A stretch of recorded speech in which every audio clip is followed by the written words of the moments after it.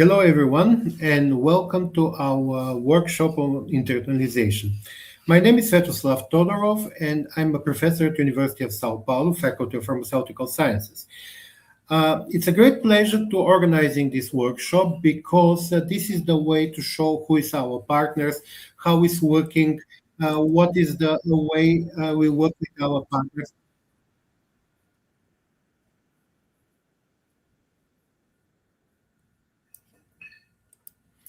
uh, Idea of organizing of this event is to present our partners, our students to know where they can go to have internship. Between new colleagues from all around the world that are part of this work, if you want to contact with other colleagues, do it. Let's making our network more stronger and to know each other and to make a science to work better for everyone. So we will start with a short presentation of our university. So you're going to see this video representing our alma mater here in Sao Paulo. So enjoy, and after that we'll continue with our guests. Thank you very much.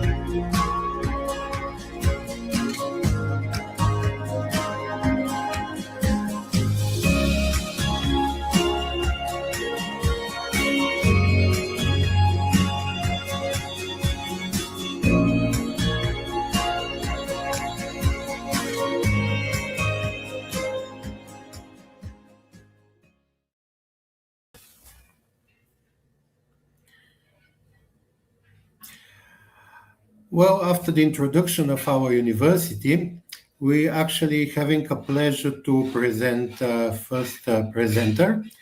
Professor Nurzalina Nina, thank you very much for accepting this invitation.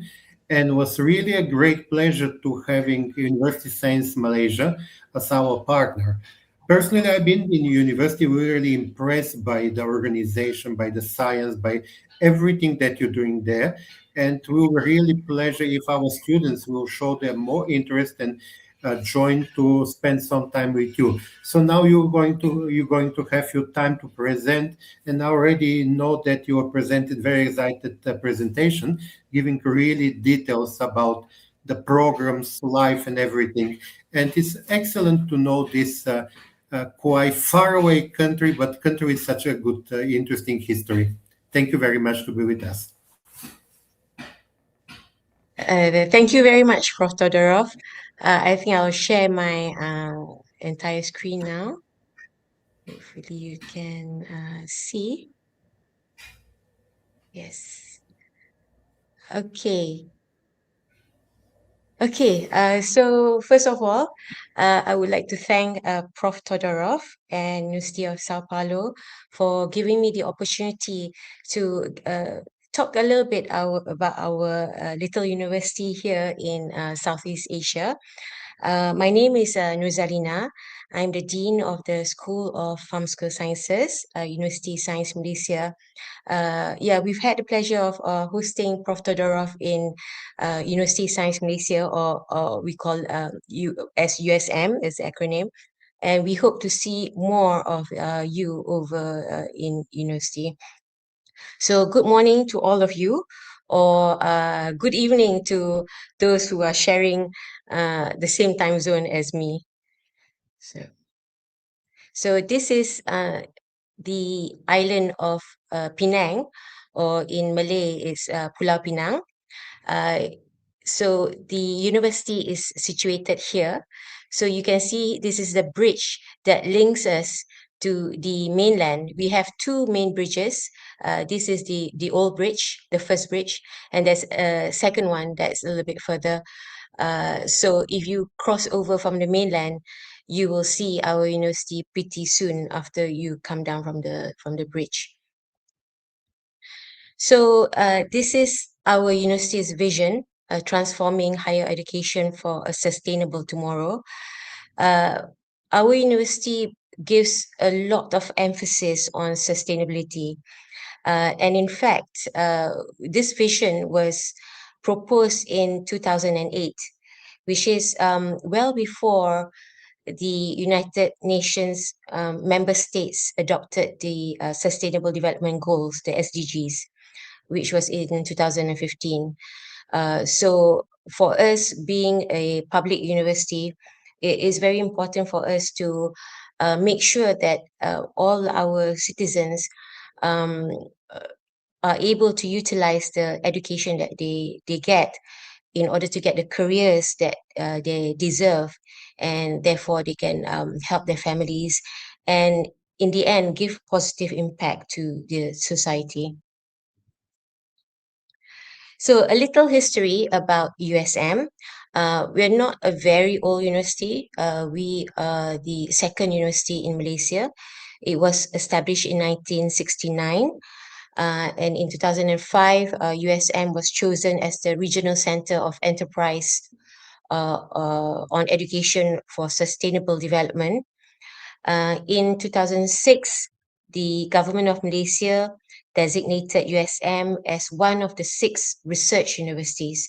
So they started to give us a little bit of money and asked us to focus a little bit more on research.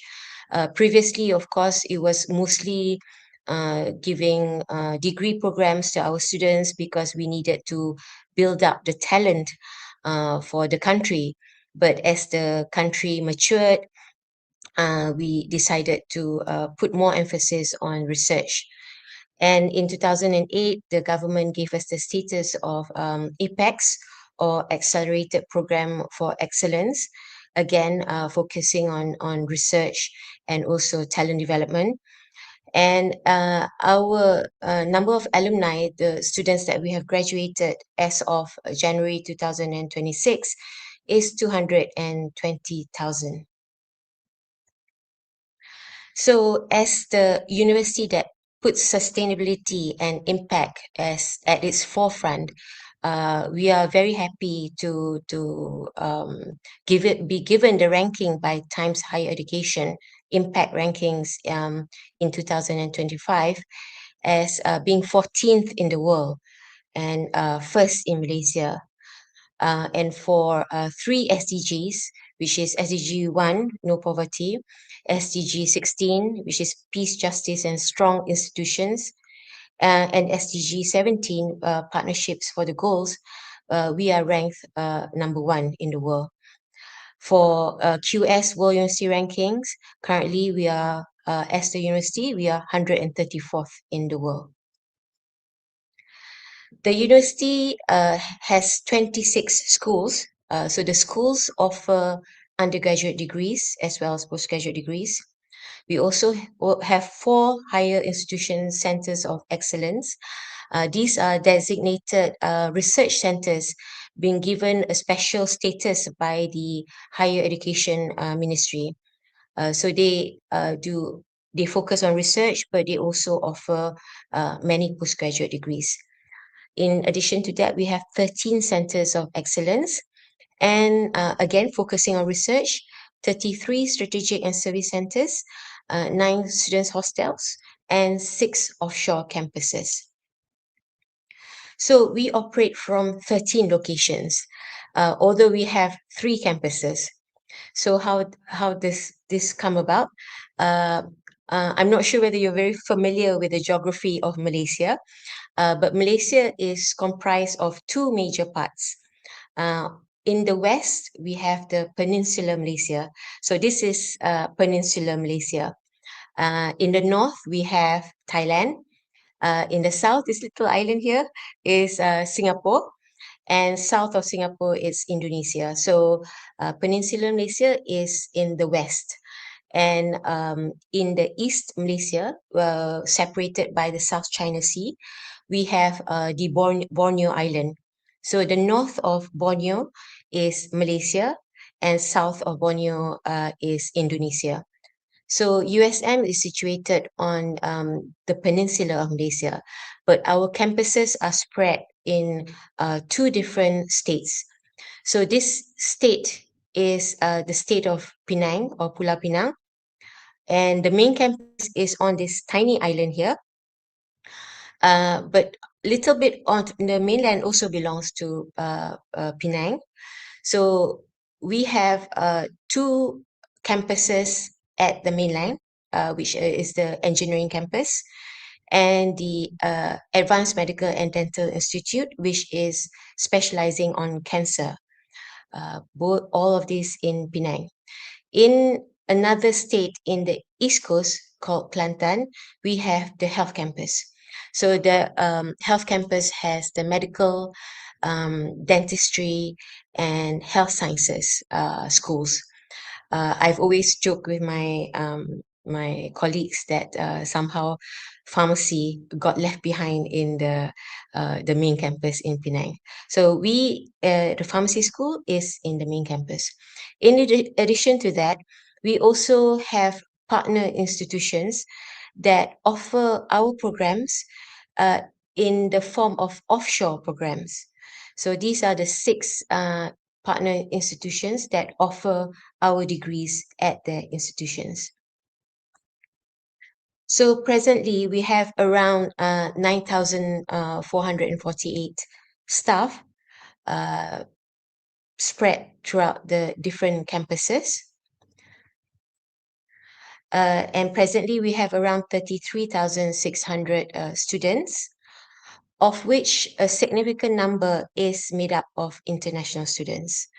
So they could be doing postgraduate degrees or undergraduate degrees.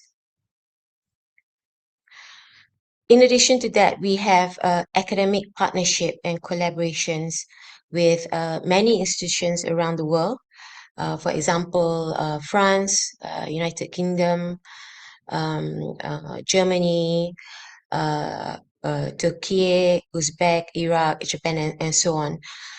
So maybe in the future we it's something that we can explore with University of Sao Paulo as well. We have many international collaborations, not just offering co-tutels, but also, various academic programs and also research programs. We actively encourage international student mobility. We encourage our students to go out, but we also very much welcome students from around the world to come to USM. So we've had students, this is only for last semester one. We had students from Germany, France, Indonesia, Japan, Italy, China, South Korea, and so on. Not yet from Brazil. So I hope to see students from Brazil in Malaysia soon. So in addition to academic programs, we also have research collaboration agreements. We actively encourage cross-border research projects. And of course, being our neighbor, Indonesia is leading in terms of the number of projects that we do together. And then, of course, we have from China, Japan, UK, and so on. So allow me to talk a little bit about my school now, the School of Pharmaceutical Sciences, or School of Pharmacy. So it was established in 1972, and it is the first school of pharmacy in Malaysia. In the beginning, we took about 22 students in 1972. Presently, our intake per year is around 120. And yeah, so presently this is the organizational structure. I'm assisted by two deputy deans, Dr. Haziana, who's the deputy dean for academic affairs and undergraduate, and Dr. Saliza, who's takes care of the postgraduate students and research and innovation. And we have the 6 program chairpersons who look after the different departments, and also one coordinator in for Master of Pharmacy in Clinical Pharmacy, and one coordinator for Master of Pharmacy in Public Health. Presently, we have 45 academic staff, 14 administrative staff, and 25 laboratory staff. So our vision is to become a global center of excellence for sustainable and innovative pharmaceutical education, research, and practice for the wellness of society.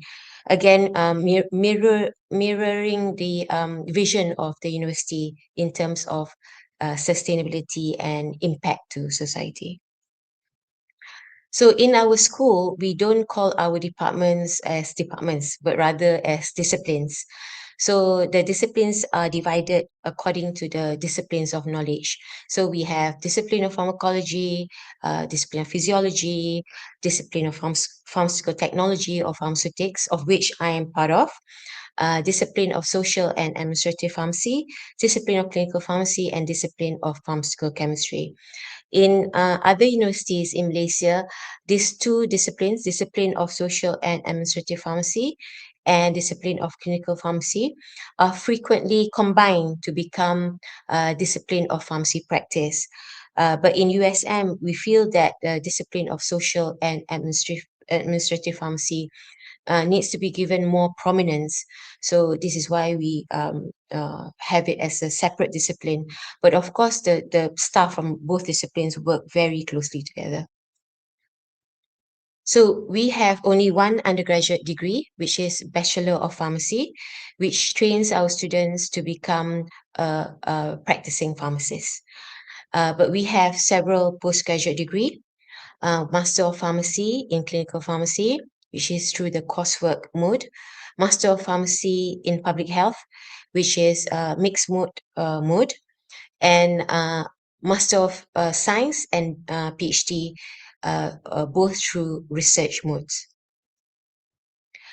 Our undergraduate degrees are divided to 4 years. So our students need to study for 4 years before they can graduate. And they need to take both core courses and elective courses, which are offered by our school. In addition to that, there are also university courses that are offered by the university, such as sports and co-curricular activities, uniform bodies, language, and so on.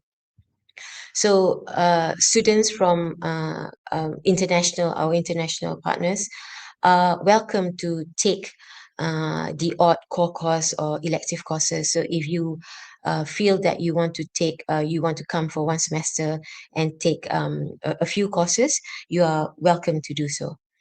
In the final year, the students are given the option to specialize either in industrial pharmacy, hospital pharmacy, or community pharmacy.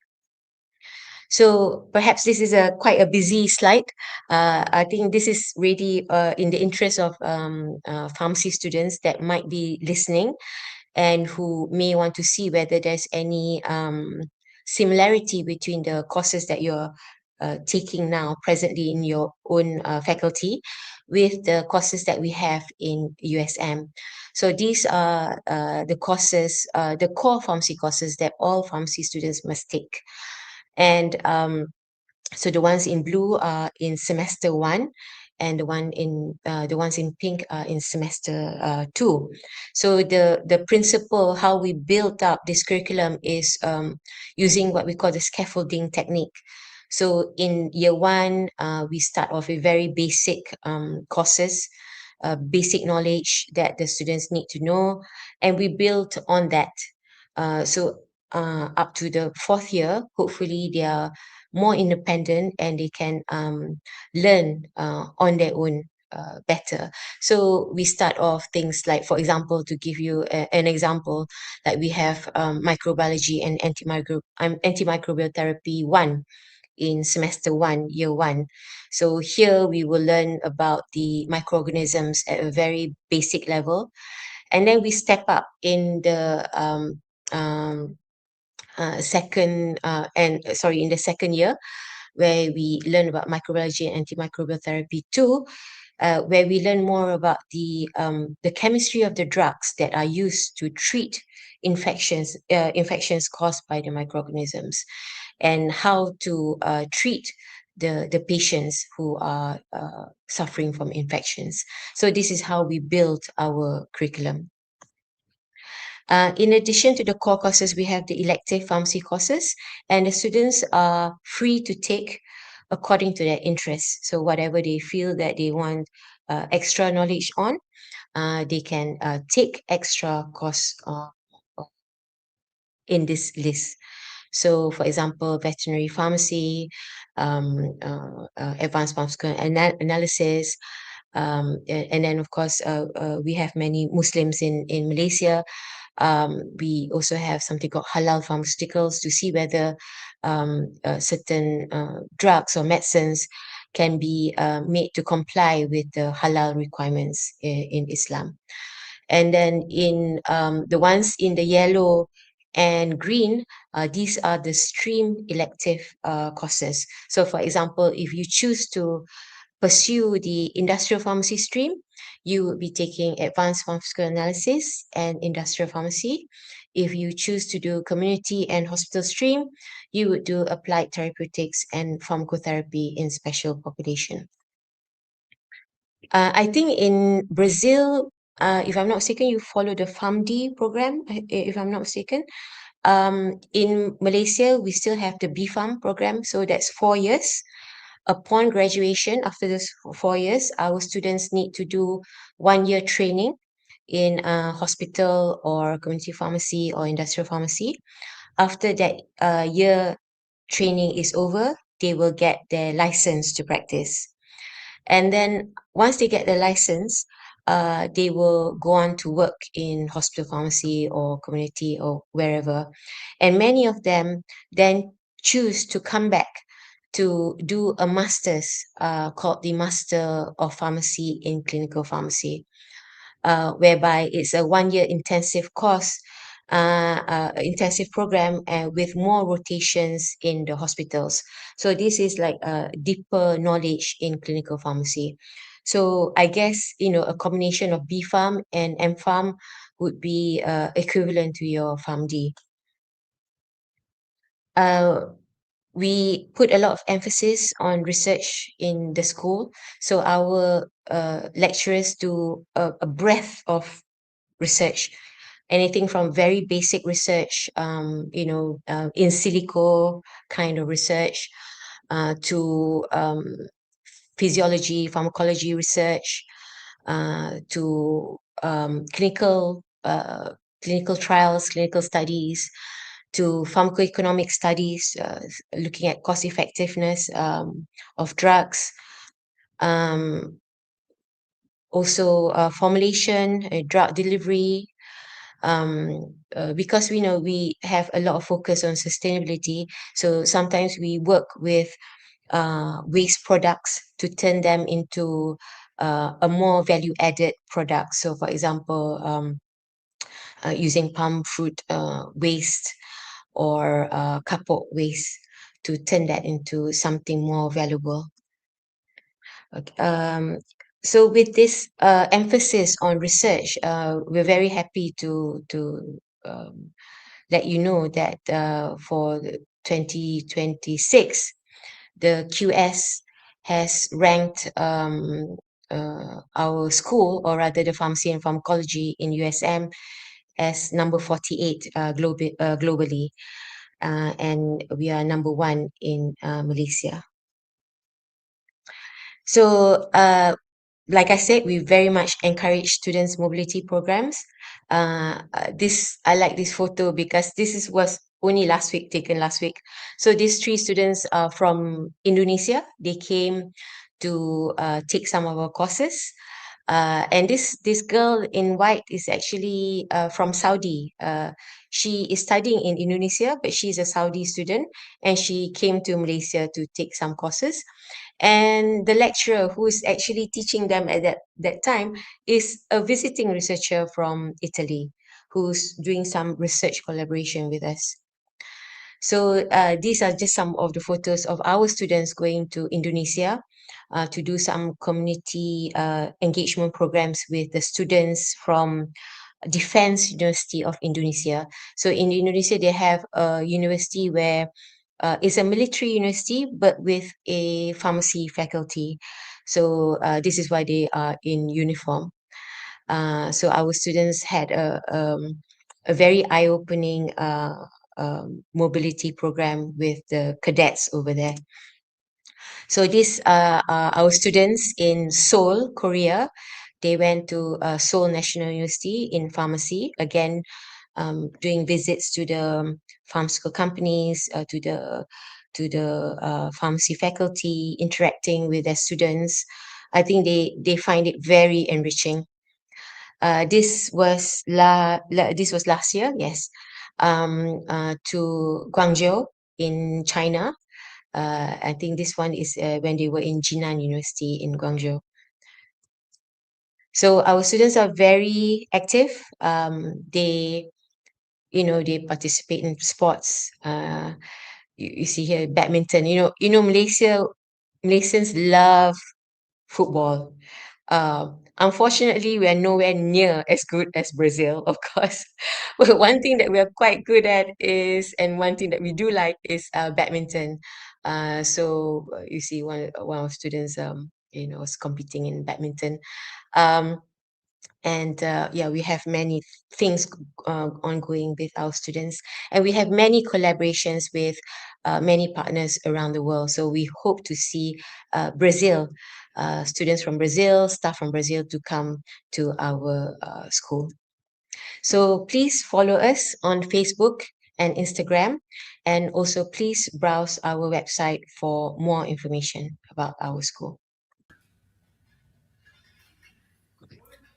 Thank you very much, Nina. It was really amazing to see all the history, the growth, how was established all the program. If I'm not wrong, independence of Malaysia, it's 1963, right?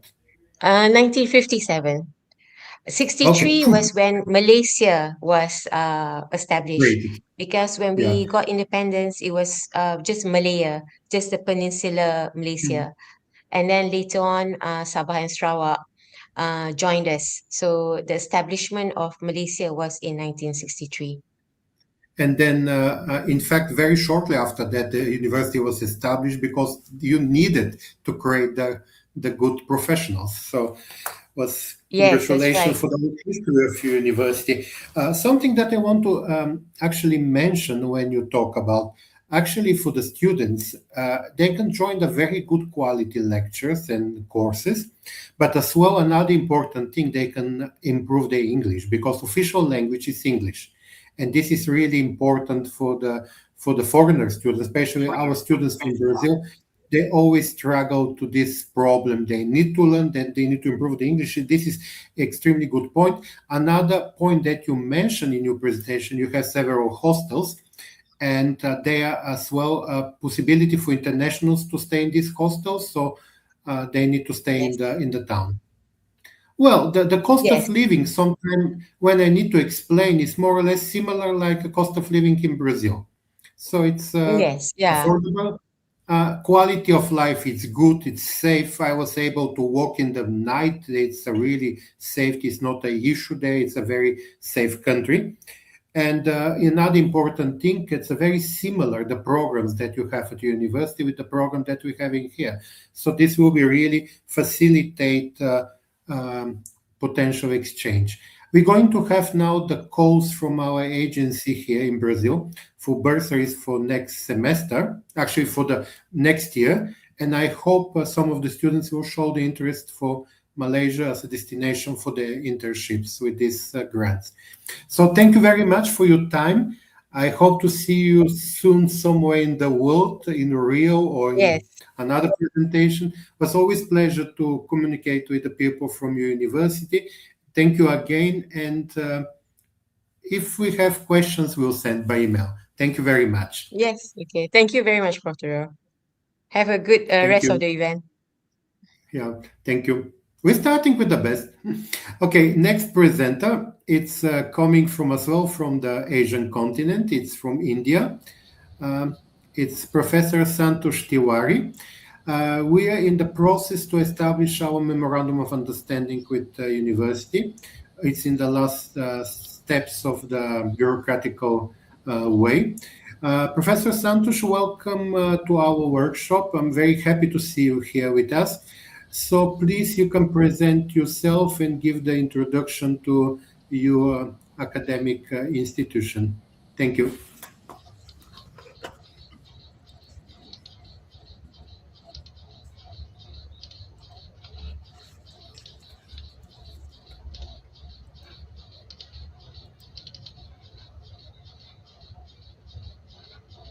Professor Santos, everything's okay with the communication? Yeah, it's perfect.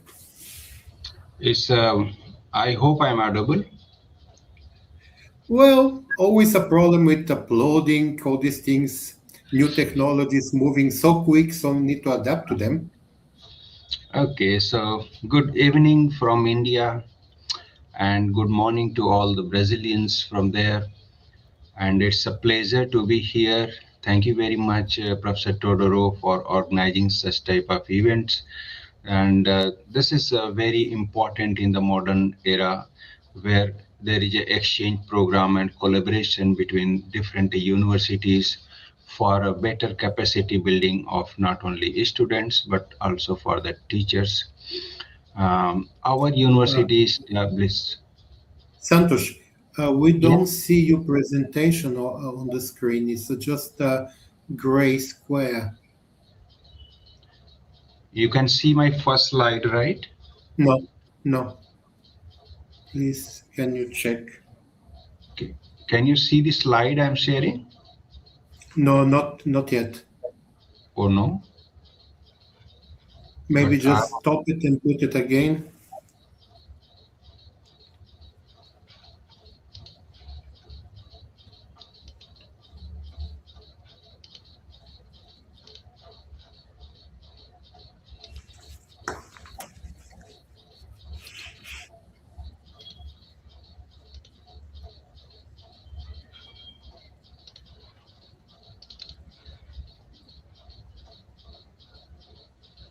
Now it's, yes, now it is. Perfect. It is Thank you. okay. Yes, thank you. Thank you very much for this. Um, Again, thanks, Professor Todoro, for organizing this event, which is very helpful for understanding the need of the students and teacher both at the international community. I'm heading the as an associate dean at the Center for International Academic Affairs at our university. Our university is located in the state of Haryana, which is near Delhi, 100 kilometer from Delhi. And this university ranks number one in the state by the government agency. And we are in the within the top 100 university in India. Maharshi Dayanand University, Rohtak, is a state university which is established under the government of Haryana Act with the objective to promote interdisciplinary higher education and research with a special emphasis on studies on environmental ecology and life sciences. So we have different departments, but major emphasis is initially it was given on the life science and ecological study. Later on, we added other departments that we can discuss later. The university offers 196 programs through 10 different faculties comprising 42 university teaching departments. Especially, we have management, law, pharmaceutical departments, life sciences, faculty of life sciences, faculty of pharmaceutical sciences, and music, arts, commerce, and most of the departments from the humanities and sciences are available at our university. Faculty of Life Science consists of 10 different departments. Department of Microbiology, Department of Biotechnology, Department of Genetics, Botany, Zoology, most of the life science department we have, where I head Department of Genetics. And mostly in Department of Genetics, we have four different courses which are running. Like UG course, we have 4-year UG course that is BSc Genetics, and 2-year master program we have MSc Genetics, PhD Genetics, and PG Diploma in Genetic Counseling. So I'm detailing my department because the kind of work and teaching we are doing at our department is mostly related with the microbial genetics where I work, and also plant genetics and human genetics where other faculty members are involved. So students get exposure of most of the molecular biology work related with the central dogma and the concept of genetics, so that they can strengthen the genetic engineering component in a much better way for the improvement of plant variety, humans and animals, and so on. We have a very good infrastructure to support the teaching learning activity at our department, and the campus is spread over 622 acres with 19 teaching blocks with 279 classrooms, departmental laboratories. We have few central facilities like central instrumentation laboratory and central animal houses, which helps to understand the experiments, to perform the experiments related with the pharmaceutical sciences and life sciences. At our university, both these faculty related with life sciences and pharmaceutical sciences are ahead on the forefront of the teaching and the research, and they involve most of the courses related with their subject. We have also very good library facility for the students, and our libraries having state of the art excellent facility for users, for sitting area, for the books. Everything's are available there where a student can go and search the books, discuss, and at one time that 1,000 students can sit together and use the library facility, online and physical both. The university provides residential accommodation also on our campus, and over 5,000 students at one time they can accommodate in different hostels, from girls hostel, boys hostels, different they have categorized. So we have sufficient infrastructure for the teaching, for the research laboratory, and the university is doing good in terms of academic from its inception to now. By the government accreditation, they have accredited in a higher way, from its grade to C to B, then A. That is the grading system in India we have at the national accreditation level. So at this time, our university is graded A plus by the Government of India national accreditation.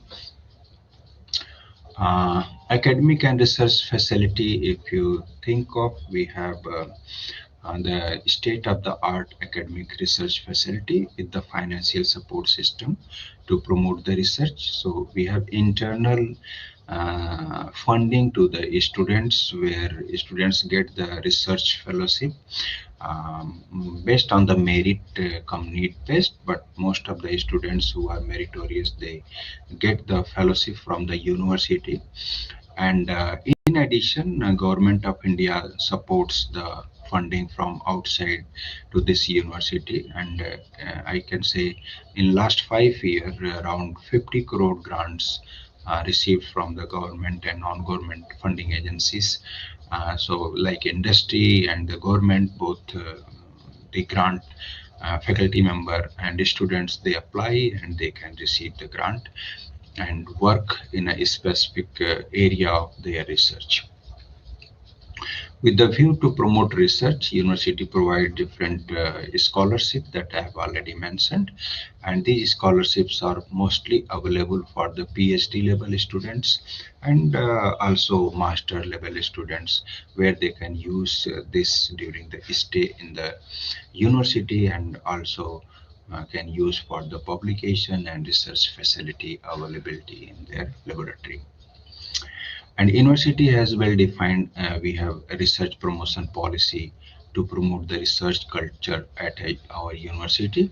So this policy is available to the students and teacher, and which facilitate each students to conduct their short-term training like internship and degree programs, so that they can understand that how, what kind of research which laboratory is conducting, so they can connect each other and they understand the research aim of each laboratory, so that they are well defined, and they get also appreciation from the university, the kind of work they are doing, like in terms of awards and appreciation letter, recognition letter from by the vice chancellor, and so it's like a way how to promote the culture, research culture at our university. As I mentioned earlier, that we have dedicated international affair department. So university has full-fledged center as a separate center at our administrative block, which is a center for international academic affair, which acts as a nodal agencies and assist foreign student community for admission to various programs via requirement and their overall welfare through the unique single window system we have, so that a student can come and get all the solutions together for their accommodation, for their classes, for their departments, for the counselings. We have all the facility which is available at our center where we work. So the hierarchy of the center is that one is dean of Center for International Academic Affairs, which and I am associating with the dean, associate dean for this center, and also we have one deputy dean which look after the program which is especially study in India. This study in India is a government recognized program where students from abroad, they can apply through a single window. And this is the Study India login program by Ministry of Education, Government of India, where foreign student can apply, and their CV is screened based on the subject area, based on their interest, and they sent to the specific university in India. So our university is the recognized authorized partner of this Study in India program, which is already running. So that receives lots of application globally, and our university that select that whether a student is interested in the program and courses available. So that is one of the channel where we can get this idea and the students admission in progress. Specifically, if you think of this type of collaboration, my lab and Professor Todoro's lab, we are already working on various aspects of probiotics and bacteriocins, and we have already unofficially worked for publication and ideas sharing. Also, some of the students ideas they think of working in a different aspect, so we communicate by mail and get the better understanding of having such type of collaboration, which helps. And we have, as Professor Todoro mentioned, that we have already finalized memorandum of understanding with pharmaceutical sciences in Sao Paulo and our university, which will be very much helpful for joint degree program, for dual degree programs. We might have like internship, short-term training program, not only for the students globally, but also we welcome other students from throughout the world. They can come in our laboratory and understand the kind of work we are doing. Um, Mostly in my lab, if we focus like isolation of probiotics from indigenous sources, their characterization for human applications, and also in the medical sector, where if such type of antimicrobial peptide like bacteriocins, if they can be used for various applications. In addition to our laboratory, the department is dedicated for human genetics, plant genetics. We have department like botany, microbiology, biotechnology. They are separate department. They are also somewhere linking, connect. They have connecting link with the different front area of the sustainable research, which is required in modern era. I'm sharing one of the picture, the photograph where Professor Todoro recently visited our university under a global initiative of academic network program by Ministry of Education, Government of India.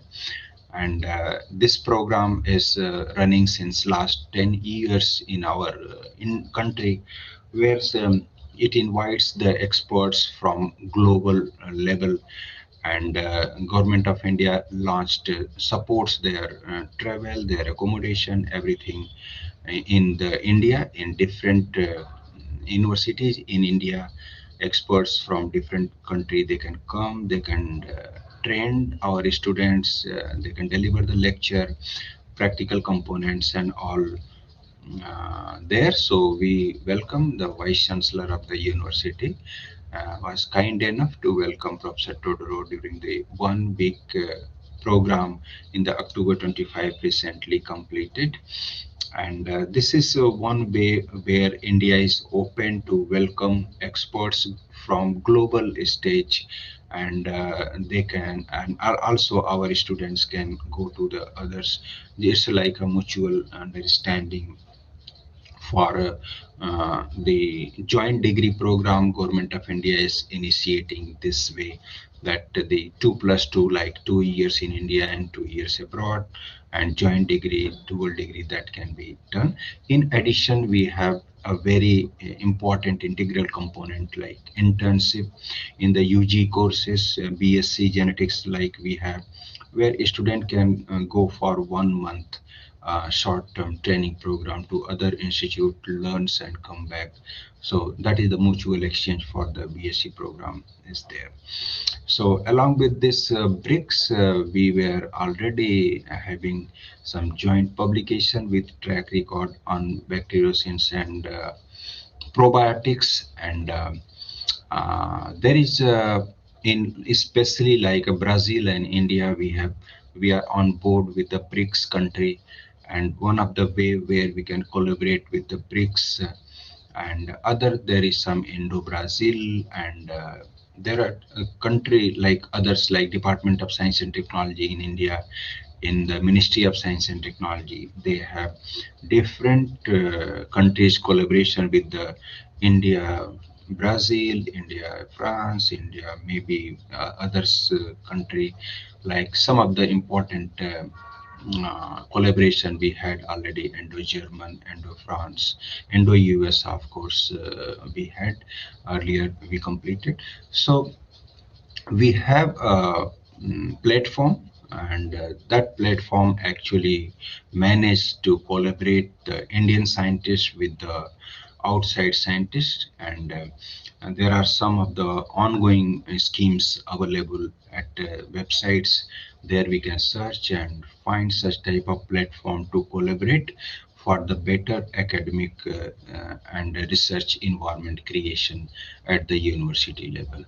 So this is what from my side. Thank you very much for giving me a chance to present a brief profile of my university. And if you have anything in detail, please keep on writing. My email is there. I have already mentioned, and Professor Todoro can share this email to you. If any question or anything detailed, we can discuss on email. Thank you very much.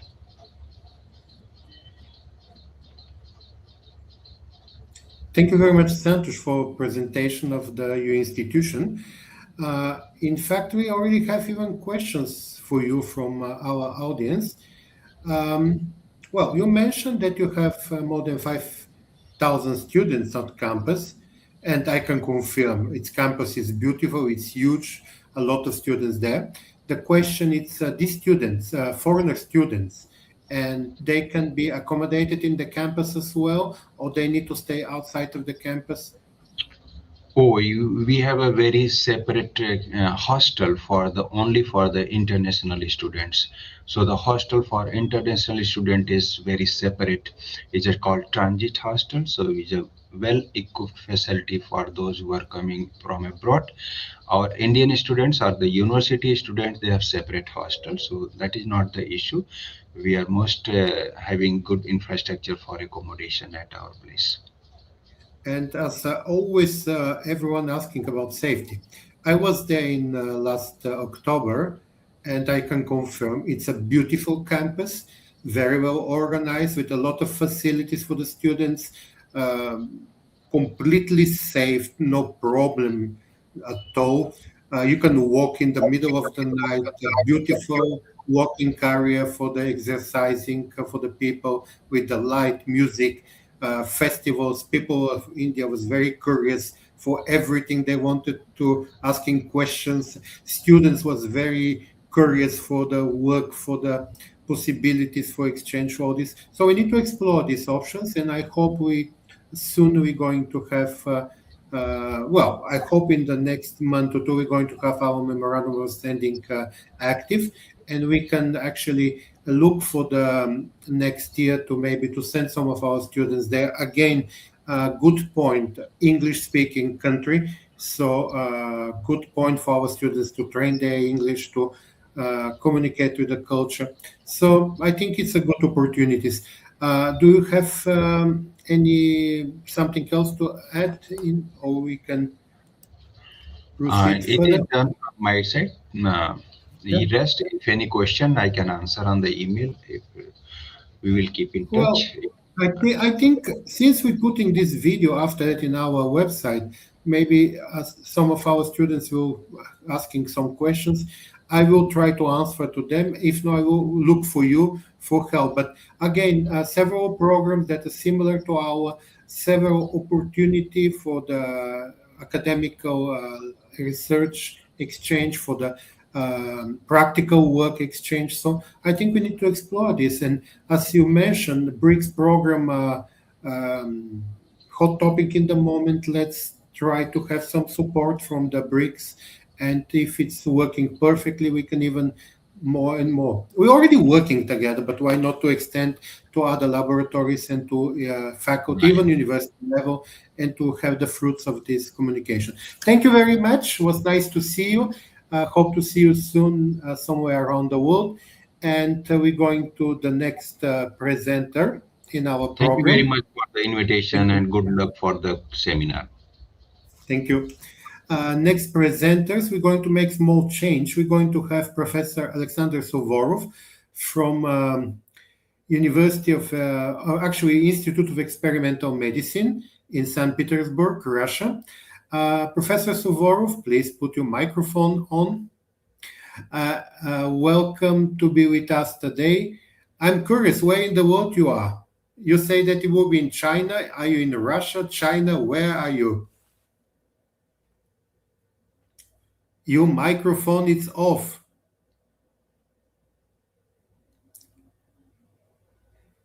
In the bottom of the screen, supposed to be place to activate your microphone.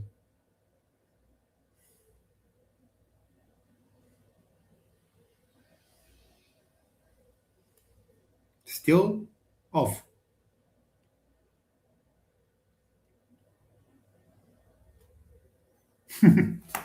Still off.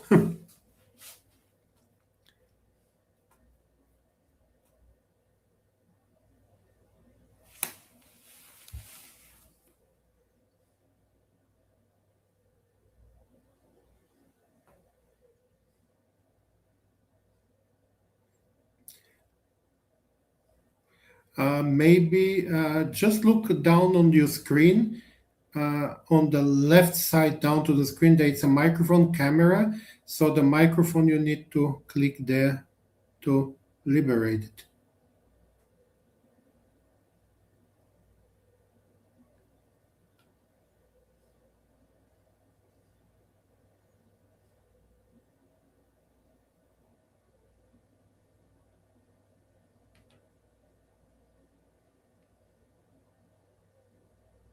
It's still, if you want,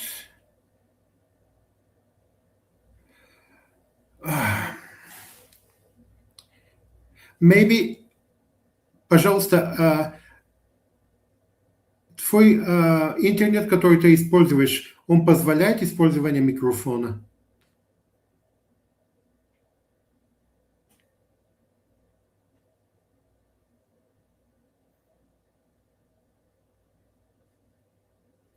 Okay, maybe Alex, Professor Suvorov, if you hear me, maybe we can play the video from Moscow, and in the meantime, you can fix the problem that you have.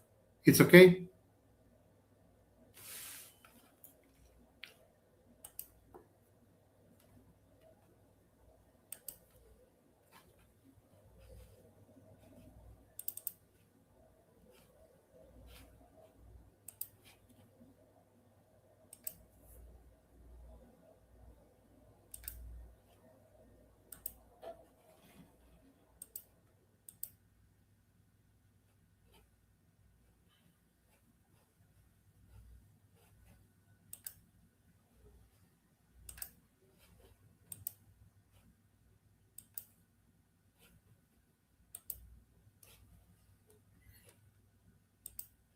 I'm trying to put the presentation from, okay, share screen.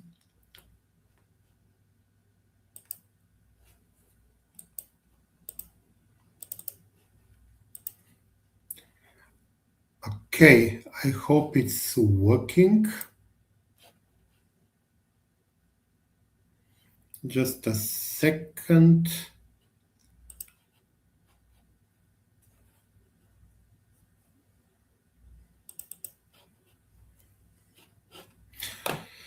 Okay, since we have small technical problem with St. Petersburg, we can go to Moscow, well, the same country. Unfortunately, colleagues from Moscow, they was not able to join because some restrictions put it by international sanctions to Russia to use the YouTube. So they sent their presentation, and we're going to present their presentation for us. Okay.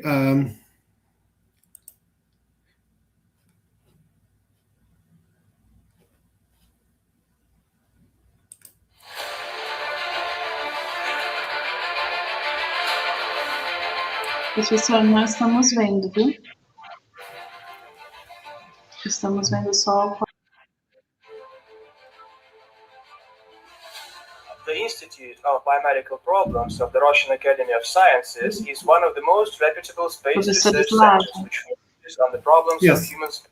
Nós não estamos vendo o vídeo, tá só na tela do PowerPoint. Okay, so I will go back. Okay, let me see.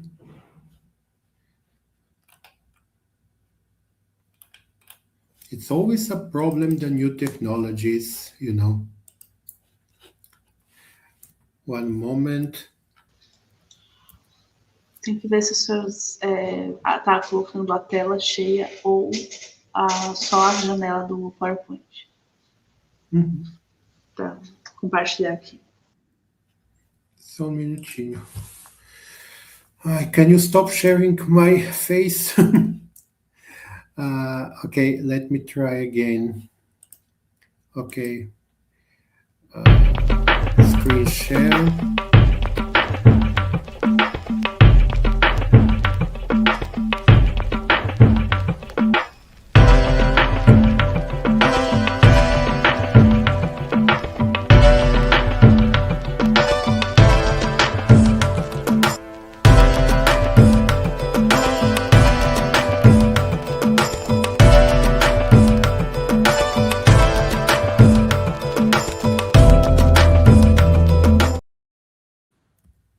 Okay, can you share now?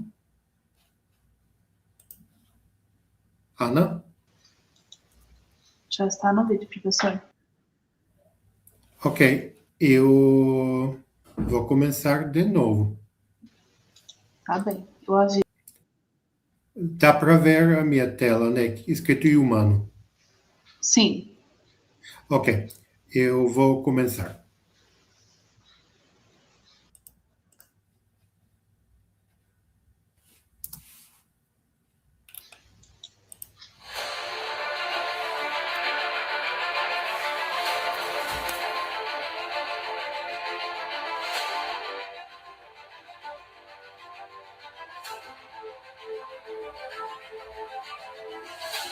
The Institute of Biomedical Problems of the Russian Academy of Sciences is one of the most reputable space research centers which focuses on the problems of human space exploration. Our main scope of research is related to solving urgent problems of space biology and medicine, extreme physiology and psychology, as well as habitability problems in artificial ecosystems.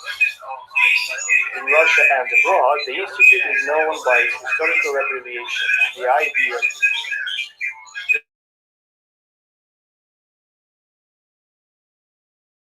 A system of biomedical support for space flights in varying direction. A gente está ouvindo o som do seu microfone, não o som do vídeo. Mission health status, including extravehicular activities and operations at aerospace landing sites. A gente está ouvindo o som do vídeo pelo seu microfone, então a gente ouve os outros barulhos também. The IBMP research units conduct a wide range of fundamental and applied investigations devoted to the impact of various extreme space factors on humans and animals in order to expand the potential of current and prospective countermeasures. These include methods and tools for radiation, toxicological, and microbiological safety, as well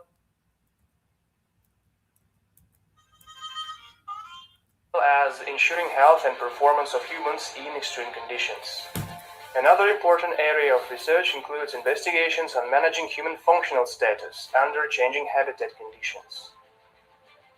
The data obtained during research in our ground-based laboratories, test benches, and field experiments allowed the Institute's specialists to successfully test technologies that reduce medical risks and technological hazards, as well as to develop methods to increase stress resistance. IBMP is the leading national institution responsible for implementation of the National Biomedical Research Program aboard piloted and automatic space facilities, which made significant progress in understanding many fundamental problems of both terrestrial and extraterrestrial biology. The Institute is developing standard medical equipment, as well as targeted payloads for advanced research related to medical and ergonomic support for promising spacecraft. Clinical studies conducted at the IBMP have made it possible to understand the concept of human physiological norm more deeply, better identify human reserve capabilities, develop medical support programs for human stay in various climatic and geographical zones and ocean depths, as well as to propose a number of innovative developments for practical healthcare. Today, IBMP researchers are mainly focused on conducting biomedical research related to the exploration of near-Earth orbits, as well as piloted expeditions to the Moon and other objects in the solar system.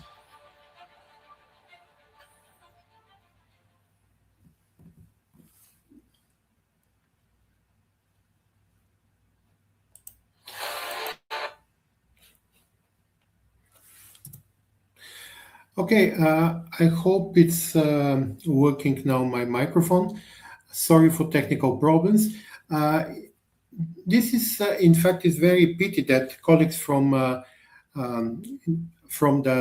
Institute of on Russia cannot join online today with us because of the problems with fact that they are not allowed to use YouTube now in Russia, but I will present some information about them. We have this memorandum of understanding signed by the Institute of Biomedicine that is a part of the Russian Academy of Science. The agreement was signed last year, and in fact, the idea is to promote research between Faculty of Pharmaceutical Sciences and Institute of this Institute of the Biomedical Problems, part of the Russian Academy of Science. Interesting point is that this collaboration will give us the opportunity to use several advanced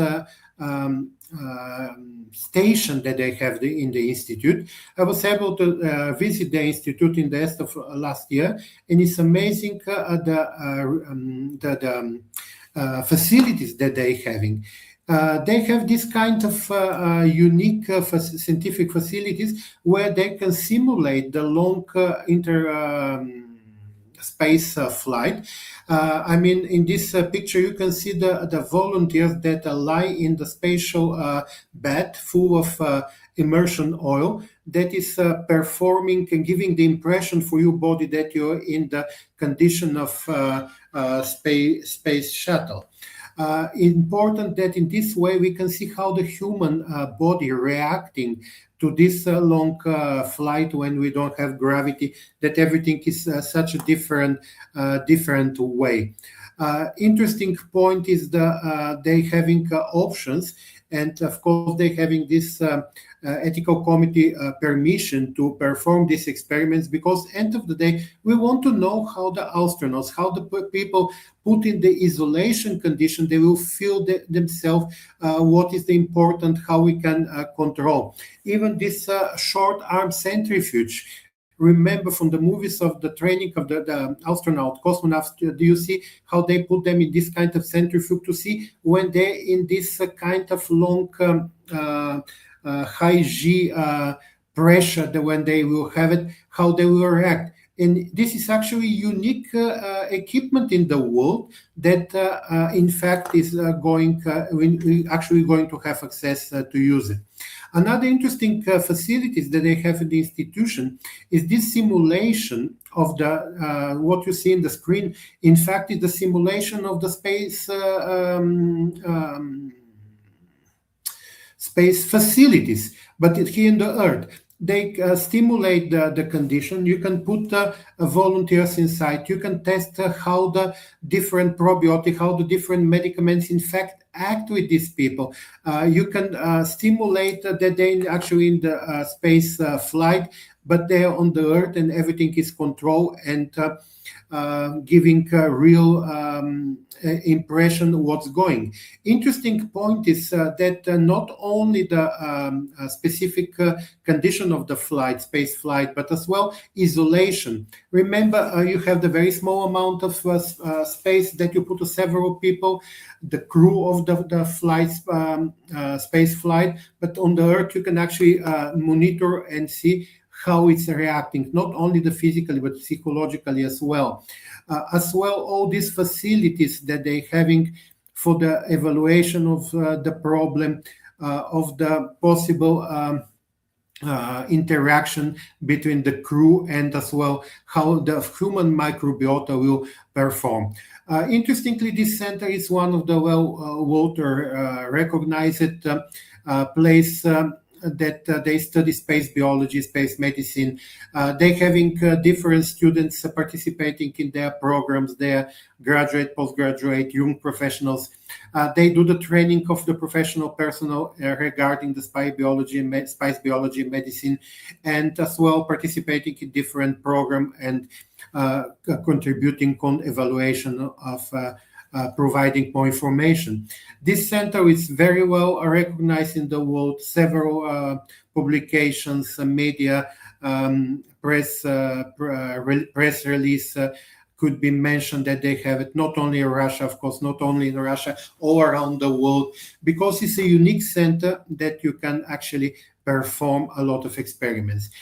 Interesting point that we need to mention, that this agency actually having access to the sending biological material to the space, and even they was sending different experimental animals to the space with the idea to see how they react to these conditions. And we, as a part of this program, we're having this option to apply to see and to how we can actually explore. They're having this kind of different programs, series, Mars 500, etc. There was very well covered by the press, because in fact this program was a way how we can prepare for the next stage to explore the world. There was well recognized all around the world. Russian Academy is one of the oldest and more recognized academies of science in the world, and the Center of the Biomedical Problems as well. It's one of the leaders all around the world. They're participating in the several forums as well, presenting their research. Last year, there was here a representative from this center on the conference that been holding here in Sao Paulo, hosted by Yakult, and they was presenting some of their results. In fact, how the long-term isolation could be influencing our immune response. Thank you very much for the attention on behalf of the colleagues, and really pity they cannot be today with us.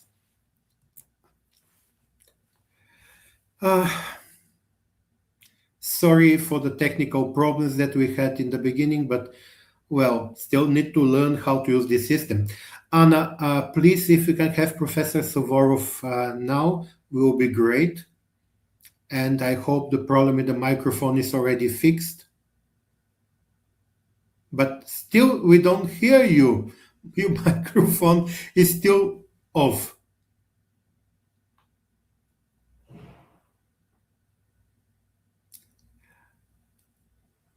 Professor Suvorov, can you hear me? Just wave with your hand if you can hear me. Okay, but we don't hear you, so look like your microphone is off.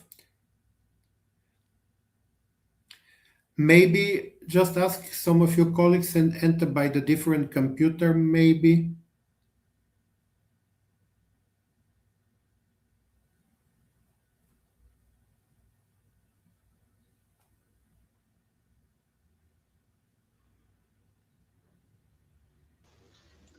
Professor, talvez ele tenha que sair da sala e entrar de novo para aparecer a permissão.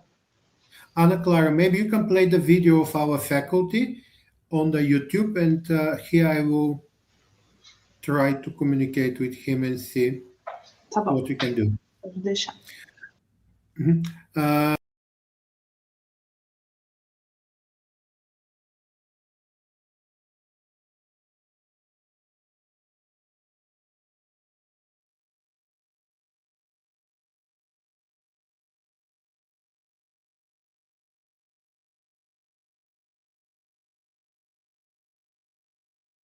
Did you imagine that Coca-Cola and Pepsi-Cola were created by pharmacists originally as tonics? Biotonico Fontura and Dedafone Inseticida were created by the pharmacist Candido Fontura. The companies Merck, Schering, Nestle were all founded by pharmacists. Let's travel in the history of the pharmaceutical universe of Sao Paulo with the Faculty of Pharmaceutical Sciences of the University of Sao Paulo. Around Luz neighborhood, where the palaces of the Sao Paulo elite reigned in the beginning of the second half of the 19th century, one of the most important colleges in Brazil was born. In 1898, the Pharmacy-Free School of Sao Paulo opened its doors at Brigadeiro Tobias I Street, thanks to the efforts of a group of pharmacists from Sao Paulo, and it was up to Dr. Braulio Gomes to make the speech of creation of the school. In 1902, it received the post of obstetrics and dentistry, and the school was renamed as School of Pharmacy, Dental Arts and Birth. In 1905, it became a School of Pharmacology, Dentistry and Obstetrics of Sao Paulo in the building of the current Tres Rios Street. In 1912, it was renamed School of Pharmacy and Dentistry of Sao Paulo. And in 1924, it was renamed Faculty.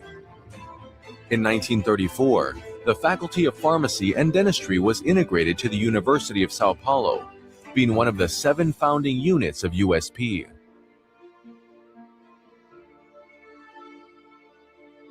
In 1962, there was the separation of the courses of dentistry and pharmacy, giving rise to the creation of 2 independent colleges, arising the Faculty of Pharmacy Biochemistry.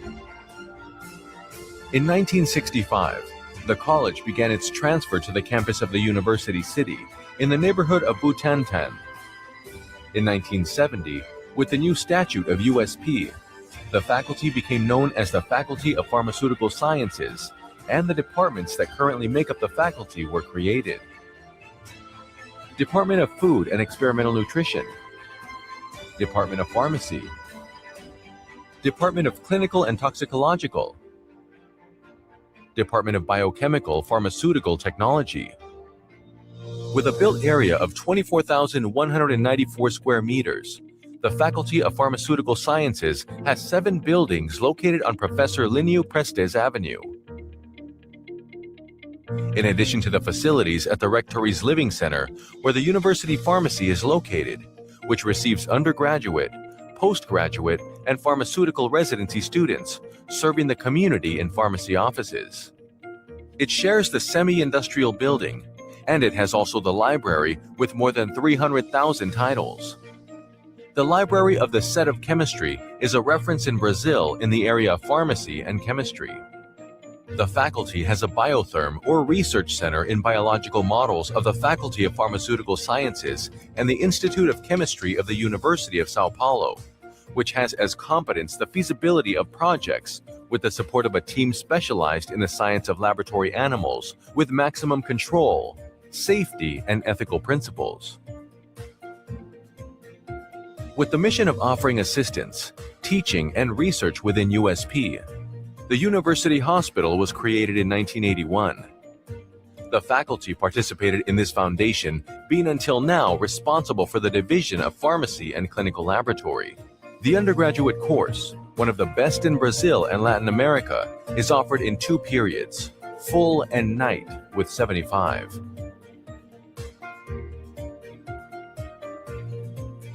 It has theoretical classrooms, didactic laboratories, and a faculty composed of 100% doctors, providing excellent teaching. In the postgraduate course, it has 5 nationally recognized programs for excellence: pharmacy, pathophysiology and toxicology, drugs and medications, biochemical pharmaceutical technology, toxicology and toxicological analysis, food science. The graduation, besides its departments, it has the administrative, academic, and financial sectors, counting with teachers, technical and administrative staff. This structure, together, enables and executes teaching, research and extension activities. The research covers the main areas of pharmaceutical sciences. Its professors are qualified to train undergraduate students, offer scientific initiation courses, postgraduate courses, and postdoctoral programs. It has excellent laboratory infrastructure and quality of scientific research. Its professors participate in several entities: federal and regional pharmacy council, national and international scientific societies.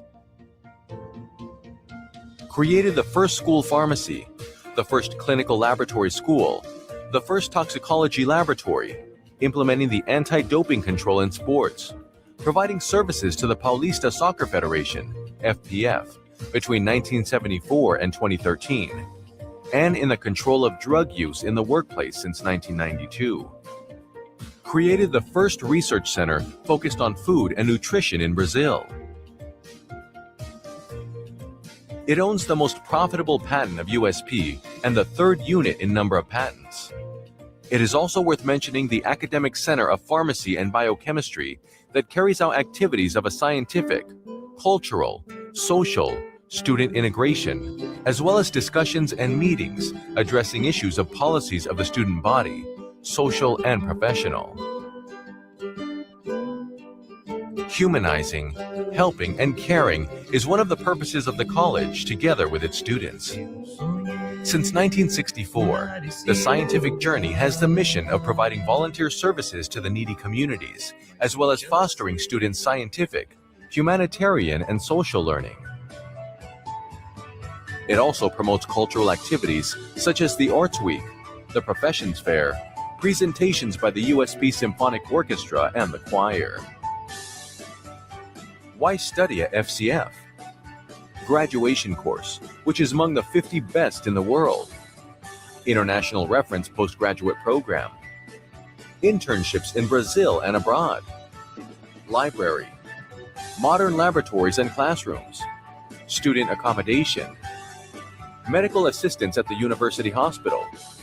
Poly Sports Center. Extracurricular activities.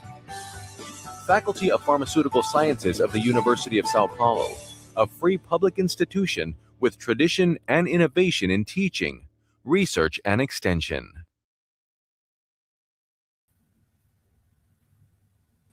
Thank you very much, Anna, for playing the video presenting our university. Alexander Savorov, look like now it's working.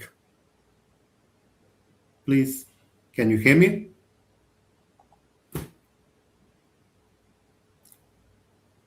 I think your microphone's supposed to work now. Скажите, пожалуйста, что-то. Работает. Possible to see me? Yes, we can see you and we can hear you. And it's nice to see you again. Please, can you share your presentation?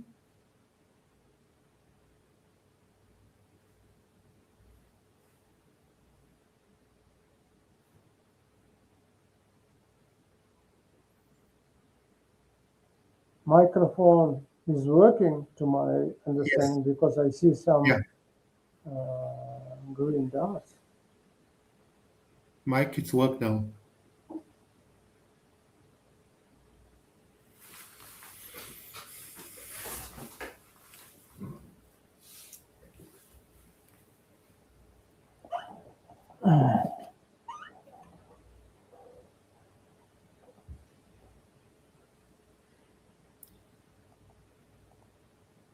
Can you upload your presentation, please?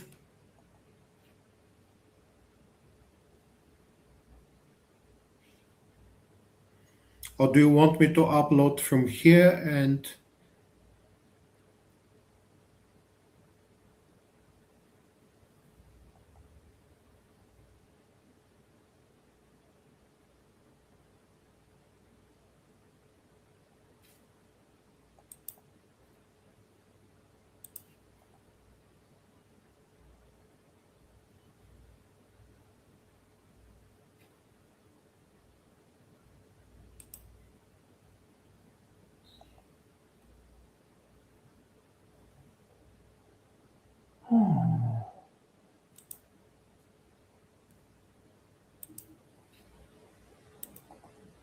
Good. I don't know whether anybody can see me. Well, we can Or not. see you, but not your presentation. I'm trying to maybe to put it from my side, your presentation. I would prefer just to hear.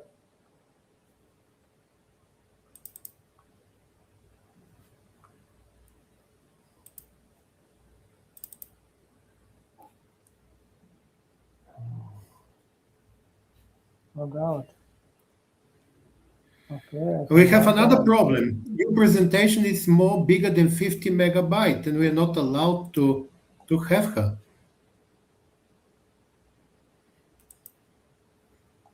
Okay, let's try the different way. Anna, I will try to open presentation on my screen, share the screen, and then... Ok. Sem problemas. I'm just... Okay, window.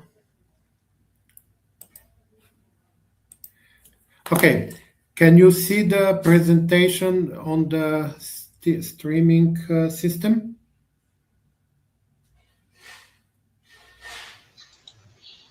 Que saiu, professor? Can you see it? Você pode dar para ver? Eu vejo, mas o professor caiu. Ok. Ele saiu do sistema?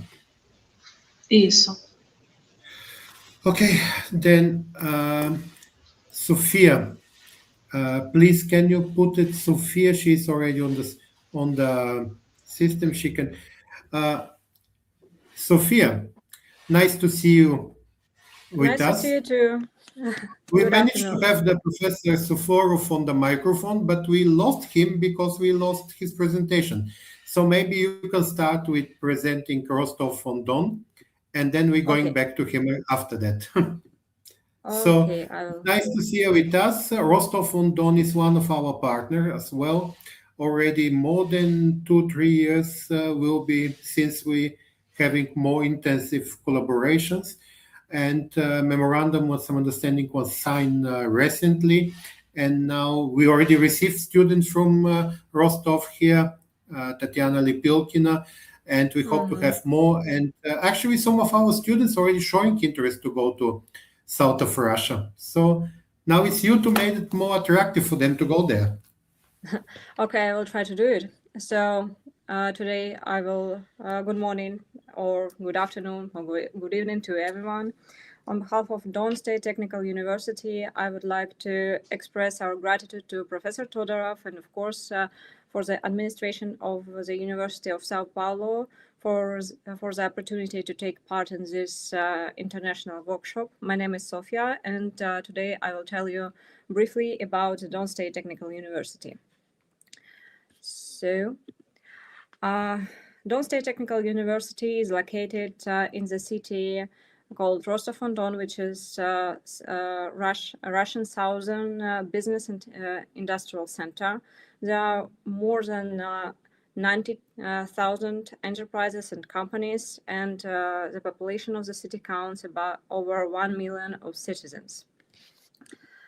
So, Don State Technical University is a large scientific and educational center which combines 5 branches, 7 institutes, 20 faculties, 16 scientific schools, and we also have more than 54,000 students including more than 3,050 international students from 85 plus countries.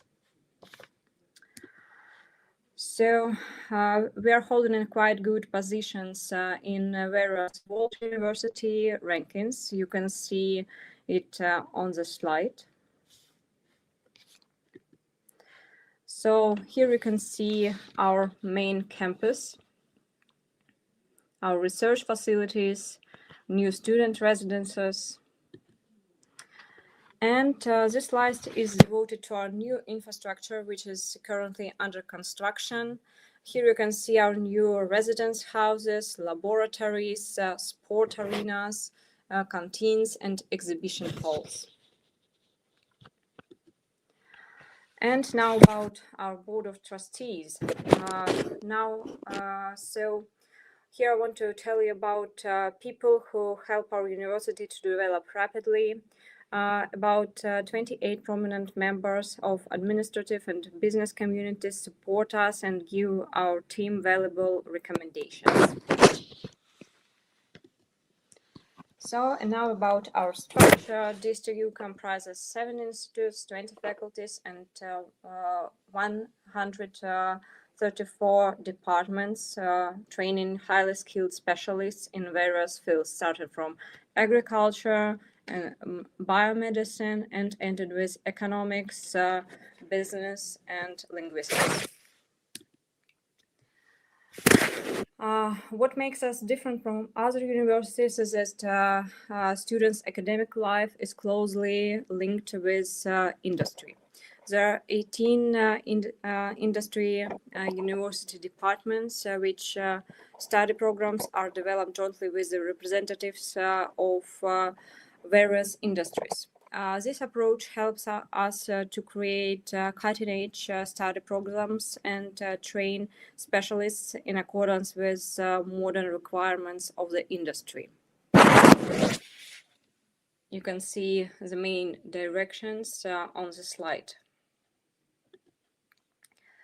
So, and now more precisely about directions of our scientific research, we mostly focus on the following directions: renewable energy, industry, construction, digital agriculture, biomedicine, new technologies for medicine.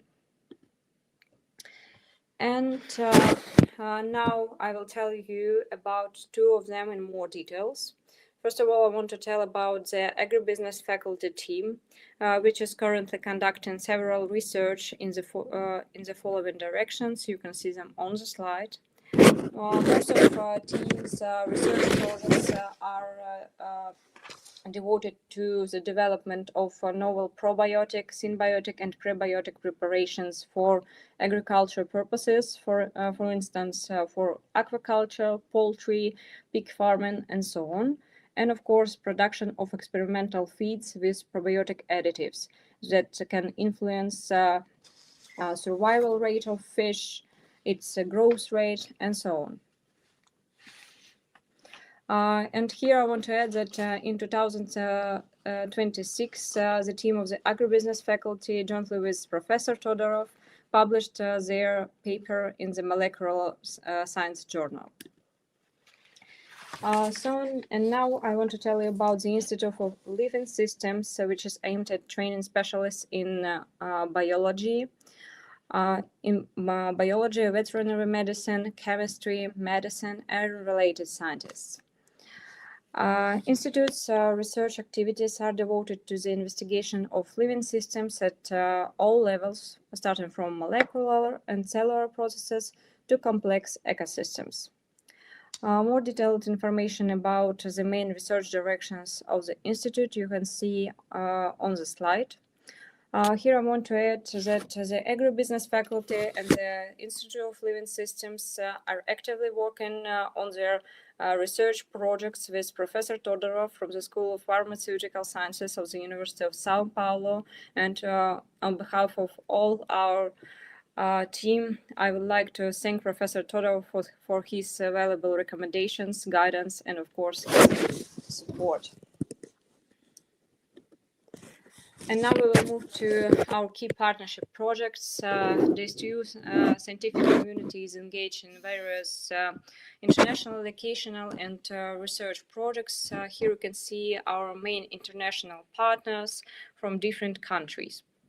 Most of the international research are conducted in the framework of scientific grants issued by the Russian Science Foundation and various international state foundations supporting research activities.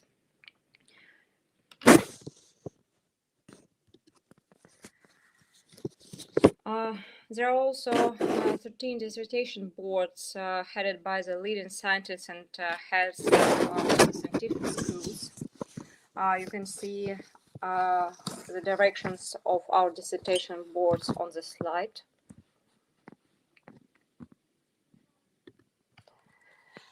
And now more precisely about our publication activity. As for the publication activity, DSTU has its own scopus science journals, state peer-reviewed journals, which editorial boards consist of the world's leading scientists from 27 countries. And DSTU also organizes about 19 international research conferences.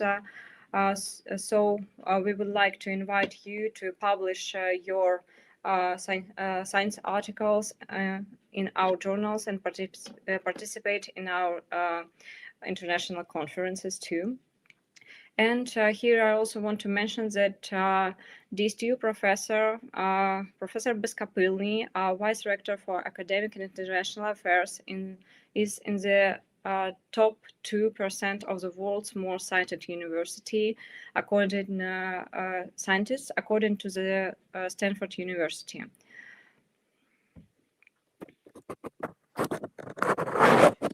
So now, on the following slides, you will see some of our research facilities, for example, modern agriculture training created jointly with the Bison Trade Company, Innovation Center created jointly with German company Amazon Werke, and Research and Industrial Center.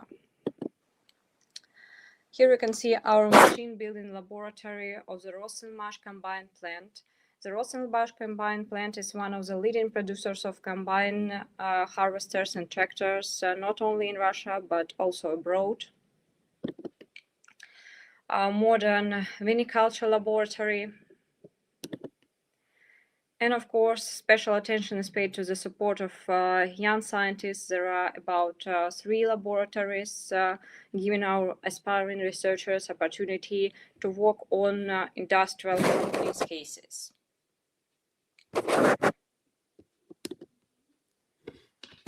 And now about our international activities. DSTU also has an extensive network of international partners from more than 34 countries. Together with our partners, partner organizations, we implement 13 joint study programs and 11 joint degree programs in English. And also we hold about 20 student and staff exchange programs. You can see our the countries we have partnership with. And I would like to draw your special attention to our most significant international project called Don Institute. This institute is located in the Shandong province, China. The Don Institute is a joint study platform developed by the Don State Technical University and Shandong Jiatong University. It offers its students joint educational programs in the directions which you can see on the slide. At the end of their studies, students graduate with diplomas of 2 universities. The international faculty is famous for its high quality of education and prepares students for their degree programs held in the Russian language. More than 3,000 students from all over the world study here. The faculty also offers online and on-campus study programs, as well as tests of Russian language as a foreign language. And in conclusion, I would like to say a couple of words about our social and cultural projects and our student health and sport complex called Rainbow. In Russian, it is called Raduga, which also serves as a platform for holding our international conferences and other science events. It was all I wanted to say. DIVS2 team is always open for collaboration. You can contact us and you can see the contact information on the slide. Thank you for your attention. I will be glad to answer your questions. Thank you very much, Sofia, for presenting the State Technical University. It was really pleasure when I was there because, I mean, it's nice to see how the Russians know to make a science. This has always been amazing. Another important thing that I want to mention, you as well mentioned, but as well to underline, you have the courses actually in English, some of the courses that are offered at university, because always a problem here, the student asks, if I go to Russia, I need to speak Russian. Yes, you need to learn at minimum basic, but I mean, at the university, you offer some of the courses in English. So this is actually is helping a lot. Another interesting point that I realized, you have the very interesting program now in one of the EU faculties on the enology, because wine industry is growing in south of Russia. I mean, you always had a good wine, a good grape, but now it's putting in a new perspective. As well in Brazil. Brazil is not a big wine producer, but it's growing. And it's an interest in some of the researchers here, some of the students on these programs, because it's, I mean, the world needs a variety. It's not only French, Spanish, Italian, Argentinian, Chilean wine, but the wine from the new region sometimes can be extremely good surprises of the good quality. So this is another interesting area that maybe can be explored. And as well, there's several of programs by your governmental institution that giving support for the students to go abroad. So as well for not only for University of Sao Paulo, but other partners that are online, they can explore these options because it's the best way to know the new cultures. Thank you very much for your participation.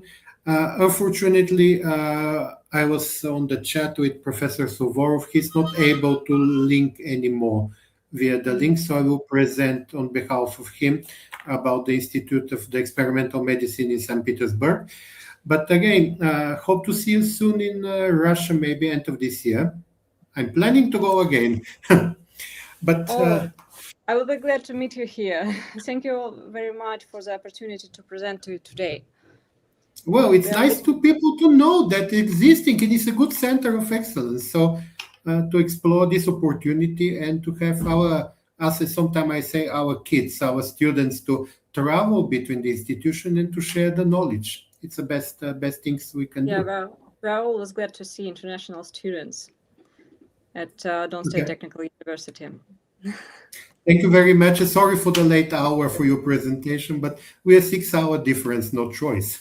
Yeah, thank you. Time difference is quite tough. Yeah, thank you very much. And now we're changing slightly our program. So we're going to have France now online. It's Gabriela from University of Faculté de Pharmacie du Aix-Marseille. She will be present about the university. Now, we're having kind of surprise for you. Gabriela is coming from France, but she will speak in Portuguese because she is Brazilian. Exatamente. Bom dia. Ainda bom dia. Boa tarde. Aqui é boa tarde. Tudo bom? Beleza. Eu não sei se vocês conseguem ver a apresentação. Eu já começo. Ainda não. Parece que vai dar certo. Então, como rodando um pouco na tela. tá tudo certo? Ainda não, está rodando. Não.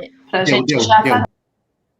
Deu. Ótimo, ótimo. Então, como o Slav falou, eu sou brasileira, é um prazer enorme poder falar um pouco sobre a Faculdade de Farmácia aqui de Aix-Marseille Université, na França, em português. Nós temos uma parceria com a USP já faz um tempinho, e com certa frequência nós recebemos estudantes da Faculdade de Farmácia da USP aqui, na nossa Faculdade de Farmácia, e é sempre um prazer receber vocês aqui. A nossa faculdade, ela tem mais ou menos 2.200 estudantes todos os anos. Nós temos parcerias com mais de 70 universidades no exterior e mais de 70 estudantes da nossa faculdade fazem intercâmbio no exterior. A maioria deles fazem intercâmbio na Europa, mas faz alguns anos que o interesse pelo Brasil vem aumentando, e a maioria dos nossos estudantes que vão para o Brasil, eles vão para a USP, então talvez vocês já tenham cruzado por aí com alguns estudantes aqui de Marseille. Sobre as formações, o que a gente propõe para os estudantes da farmácia da USP é o curso de graduação de farmácia.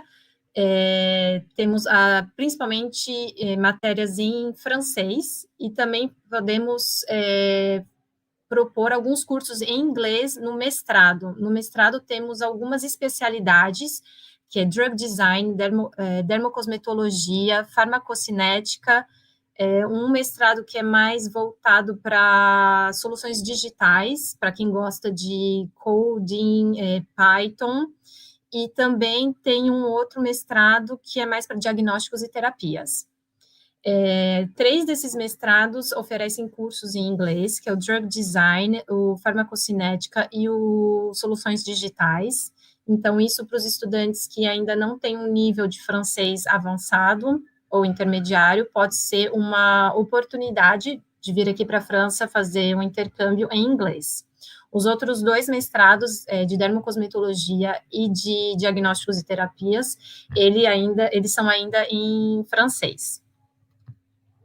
Em termos de pesquisa, nossa faculdade, ela conta com diversos laboratórios e unidades de pesquisas. Aí, nesta lista, tem identificado alguns desses laboratórios, e é bem variado, tem desde biologia, química, tem laboratórios mais focados em oncologia, e eles estão abertos para estudantes em intercâmbio que desejam fazer um estágio. Falando um pouco de números, nós temos, como eu comentei, essa parceria com a USP já faz um tempo, e todo ano a gente recebe estudantes da USP, mais ou menos 6 alunos nos últimos 4 anos da USP vieram aqui para Marseille, para a Faculdade de Farmácia. Aí nessa fotinho são os últimos estudantes que vieram, que estão aqui ainda em Marseille conosco, e tem um aí que é da UFRJ. Então, temos bastante brasileiros vindo para cá, vocês serão muito bem recepcionados aqui. E também, como eu comentei, tem alguns estudantes franceses que estão muito motivados em fazer um intercâmbio aí no Brasil, na USP, e nesses últimos 4 anos já enviamos 4 estudantes. Aí na fotinho tem a Emma, que ela foi a primeira estudante nossa a desbravar a Faculdade de Ciências Farmacêuticas aí da USP, e todos eles, os nossos estudantes, eles tiveram uma boa experiência, estão muito contentes. Vou falar um pouquinho sobre tipos de intercâmbio. Existe o intercâmbio de estudos, onde o estudante ele pode vir, aí vocês têm que analisar, né, o edital da USP, como funciona, mas nós estamos abertos para receber estudantes por 1 ou 2 semestres. O intercâmbio também pode ser organizado em forma de estágio. Pode ser um estágio na farmácia hospitalar, pode ser um estágio na farmácia comunitária, ou então em algum laboratório de pesquisa, um daqueles laboratórios que eu mencionei anteriormente. Estamos organizando algumas summer schools, ainda está em estado embrionário, mas em breve teremos algumas opções de intercâmbio de curta duração. enviaremos em breve para vocês mais informações. E também a nossa faculdade, ela recebe professores e pesquisadores para staff weeks ou então períodos mais longos, caso eles queiram fazer uma pesquisa em algum dos nossos laboratórios. Então, intercâmbio não é reservado unicamente para estudantes, né? Professores, pesquisadores e até membros da equipe pedagógica e administrativa são muito bem-vindos aqui na nossa faculdade. Sobre as disciplinas que a gente disponibiliza para os alunos de intercâmbio, vocês podem escanear o QR Code que está aí, para vocês terem acesso ao catálogo de cursos. Como eu mencionei, os cursos da graduação de farmácia e as provas, né, os exames relacionados a esses cursos, eles são 100% em francês. E para isso, a gente pede que o estudante ele tenha um nível B1 de francês, para poder acompanhar esses cursos sem muita dificuldade, né? Para os cursos de mestrado que são dispensados em francês, a gente também pede o nível B1, e para aqueles que são dispensados em inglês, a gente também pede o nível, na verdade, o nível B2, de inglês. É possível também fazer um intercâmbio híbrido, alternando entre estágio e estudos. Isso a gente pode se organizar. Um lembrete importante, que o ano letivo aqui na França, ele é diferente do ano letivo no Brasil. Aqui o semestre, ele começa em setembro, então o primeiro semestre é de setembro a dezembro, e o segundo semestre é de janeiro a junho, julho. Os cursos de mestrado em inglês, eles estão disponíveis unicamente no nosso primeiro semestre, ou seja, de setembro a dezembro. Para os alunos que têm interesse em fazer um intercâmbio no segundo semestre, apenas disciplinas em francês estarão disponíveis. No entanto, intercâmbios em estágio em inglês estão disponíveis ao longo do ano, tanto no primeiro quanto no segundo semestre. E por que escolher Aix-Marseille Université? O que a gente propõe, né? Aqui é uma universidade que tem uma vida universitária muito ativa, com muitos eventos científicos acontecendo, muitas atividades sociais, esporte. Eles são oferecidos gratuitamente para os nossos estudantes. A gente oferece também o acompanhamento administrativo e pedagógico durante todo o processo, antes do estudante vir para cá, durante o intercâmbio dele e após o intercâmbio, inclusive alojamento. A gente ajuda o estudante a encontrar um alojamento, seja em residência universitária ou no privado. Existe uma forte presença de associações estudantis aqui na Universidade de Marseille, sobre todas as temáticas possíveis e imagináveis. Então, a vida estudantil aqui em Marseille, ela é muito, muito ativa mesmo. Também oferecemos um curso de francês gratuito para os estudantes em intercâmbio, para eles melhorarem o nível de francês desde o início até o final do intercâmbio. E esse curso de francês, ele é creditável, ou seja, ele vale créditos que, se a USP estiver de acordo, pode ser validado e incluído no documento de vocês. E todos os alunos de intercâmbio, eles têm acesso ao restaurante universitário, que é como se fosse o bandejão aí da USP, e as cafeterias daqui da universidade. E por que escolher Marseille? Aqui a gente tem uma frase que é muito dita, que c'est pas la capitale, c'est Marseille bébé. Não é a capital, mas é Marseille. A gente está na beira do mar Mediterrâneo, então, é uma cidade situada entre mar e montanhas. Para quem gosta de natureza, quem gosta de sol, Marseille é ideal, porque é uma das cidades mais ensolaradas da França. É um clima muito gostoso, é uma cidade muito dinâmica e multicultural, porque é uma cidade portuária, tem muitos eventos acontecendo na cidade, muitas atividades. Para quem gosta quem está acostumado a viver em São Paulo, uma cidade cosmopolita, Marseille é uma versão praiana de uma cidade cosmopolita. E é uma excelente conectividade aérea, ferroviária e marítima. Então, aqui de Marseille é possível viajar para diversos lugares na Europa, tanto de avião, trem ou mesmo de barco. E o mais importante é que o custo de vida aqui em Marseille é muito mais acessível que Paris. Então, estou aqui fazendo a propaganda de Marseille. E é isso, estamos abertos para receber vocês, estudantes da USP, professores, doutorandos, pesquisadores da USP que tenham interesse em nos conhecer. Por favor, entre em contato conosco, porque estamos de portas abertas. Muito obrigada.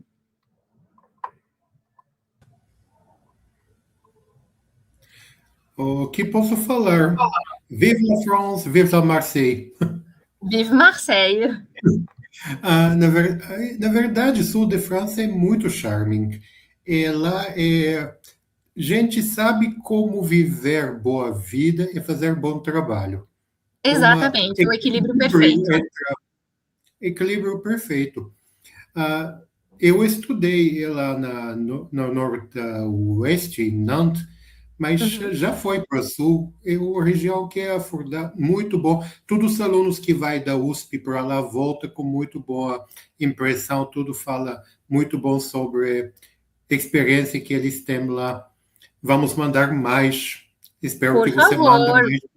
Por favor, estou aqui para receber os alunos da USP de braços abertos e ficamos muito felizes de receber cada ano mais estudantes. E estamos enviando mais estudantes daqui para a USP também, porque eles também têm experiências maravilhosas e é o que aqui eles chamam de bouche à oreille. Um estudante fala com outro estudante, agora tem muito mais estudantes aqui da nossa faculdade interessados em fazer um intercâmbio na USP, então isso é muito positivo. Muito obrigado pela sua participação. Como estou um pouco mais com problema com o tempinho, se tem problema, não se tem pergunta, se tem pergunta, tiver alguma pergunta, por favor, nossos alunos podem mandar direito perguntas para a nossa Comissão de Relação Internacional aqui, ou até para você, porque sempre a informação mais direta é sempre melhor para facilitar a escolha deles. Mas muito obrigado pela sua participação. Obrigada a vocês, Lávio. Tchau, tchau. A bientôt. A bientôt. Ok. Thank you very much, Gabriela. Muito obrigado. Então, não vamos mudar muito língua, porque o próximo apresentante vai ser da Portugal. Temos aqui gente de Portugal na linha já. Excelente. Então, dá para ver, eu não sou brasileiro, mas tento falar português. Então, agora é a Universidade de Coimbra. Conseguimos finalmente assinar nosso acordo. Já temos essa ideia que podemos fazer junto, mas sempre é bom para você apresentar sua instituição. Uma instituição que é 1661, mais ou menos, se acha, mas que quase 400. 1290. Está bem antiga. Uma das primeiras universidades da Europa, lá na primeira vez. Cabe, com certeza. Mas é uma instituição com muita história, com muitas tradições, uma das consideradas como as melhores da Portugal também, na Europa. Então, agora é você, pode apresentar sua instituição e depois vamos ver perguntas de nosso lado. Então, bom dia para vocês, para nós já é boa tarde.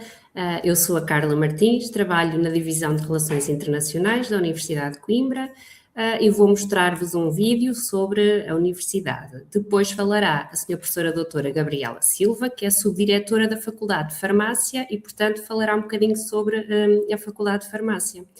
Dizer que a Universidade de Coimbra é uma universidade com muitos estudantes estrangeiros, é uma universidade internacional e tem um número imenso de estudantes brasileiros. Eu ouço dizer muitas vezes que a Universidade de Coimbra é a universidade portuguesa mais brasileira e, portanto, os estudantes brasileiros são sempre muito bem-vindos, muito bem acolhidos, temos todo o gosto que venham. Coimbra é uma cidade pequena, mas segura.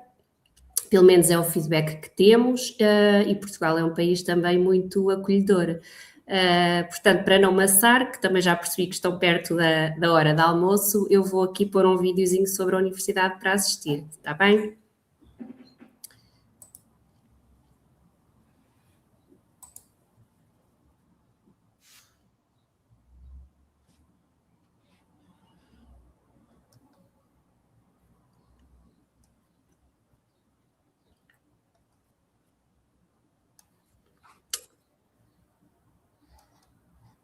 Estão a ver o vídeo, não?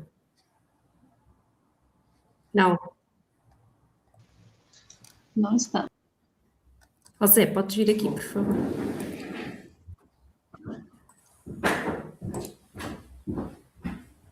Eu peço desculpa, vou ter aqui uma ajuda de um colega para partilhar aqui o vídeo, se eu puser aqui assim. Mas já puser clicar sobre? Sim, mas não passa, não está a dar. Mas se clicar, o que é que aparece? Os colegas não estão a ver. Não, antes, na partilha da ecrã. Tens? Mas vai à partilha da ecrã. Aqui? Sim. Agora ali. Partilha da ecrã. Peço desculpa. Computador. É isso mesmo. Agora partilhar.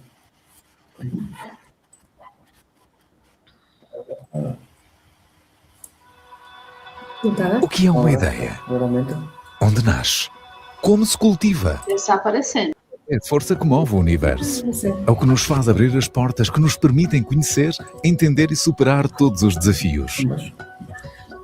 Tudo o que existe em tempos foi uma ideia na cabeça de alguém.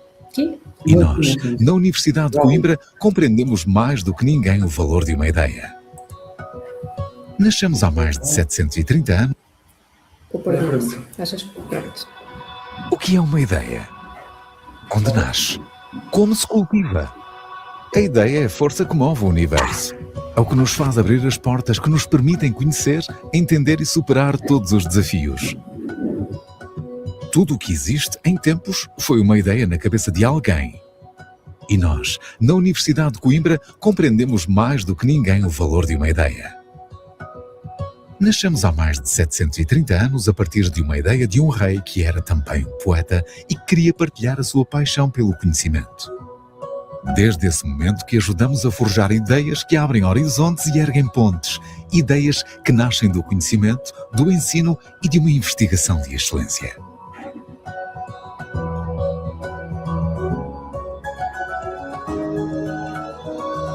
Estamos no centro porque é no centro que se encontra o equilíbrio.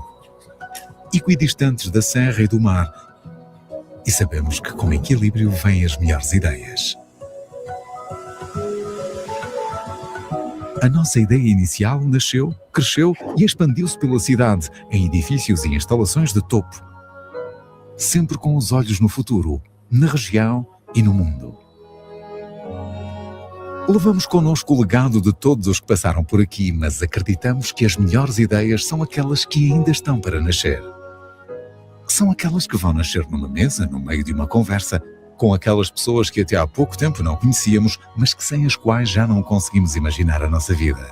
Ou então é aquele momento numa sala de aula onde o professor nos vai ensinar a ver o mundo com outros olhos e nos vai fazer ter aquele clique que vai mudar para sempre a nossa vida. As melhores ideias são assim. Aparecem quando menos espera, como por magia, como humor, na cidade de Pedro e Inês.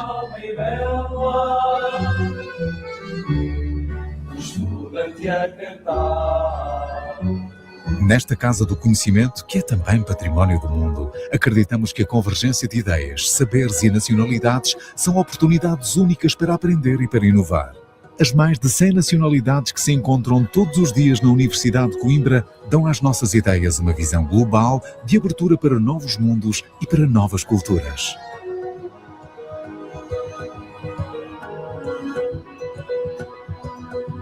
Uma ideia é o primeiro passo para um caminho de sucesso e para um futuro promissor, e a Universidade de Coimbra está cá para ajudar os estudantes a percorrer esse caminho.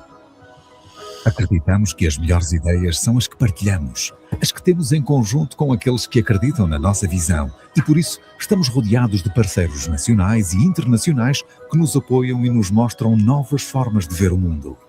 Vamos inspirar, despertar, guiar e dar todas as ferramentas necessárias para que as ideias nasçam, cresçam e ajudem a fazer do mundo um lugar melhor. Somos um ecossistema em permanente renovação e com consciência ambiental. Com as nossas ideias, ajudamos a proteger a nossa casa e o nosso futuro. Esta é a Universidade de Coimbra, onde as ideias acontecem.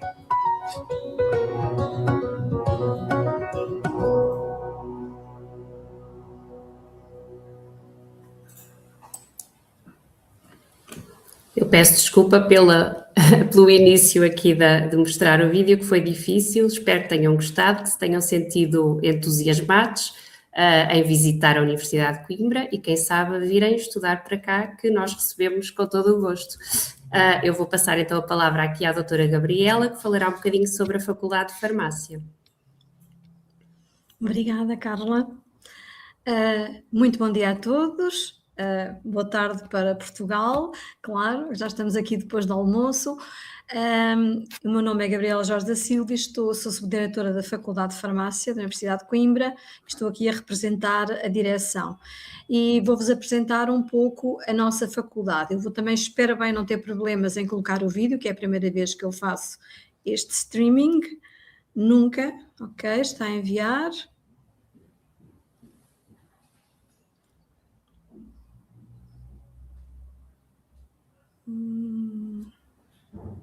Isto é preciso enviar, não aparece logo imediatamente. Foi assim, Carla? Não. Não, eu fiz partilhar, até foi aqui o colega que ajudou, eu, portanto tinha já aberto Mas eu não tenho que separador. compartilhar a tela. Eu tinha que compartilhar, eu abri, portanto, o vídeo no YouTube e depois fiz compartilhar com... Pois, eu também estou a tentar compartilhar a tela. Já se vê. Já está, já vemos, está. Sim, já vemos, sim. Ok, agora eu não quero isto aqui. Okay. Tem que aumentarem um bocadinho, sim. Aqui? Eu ok, penso que é ali, acho que sim. Já está a ver tudo bem?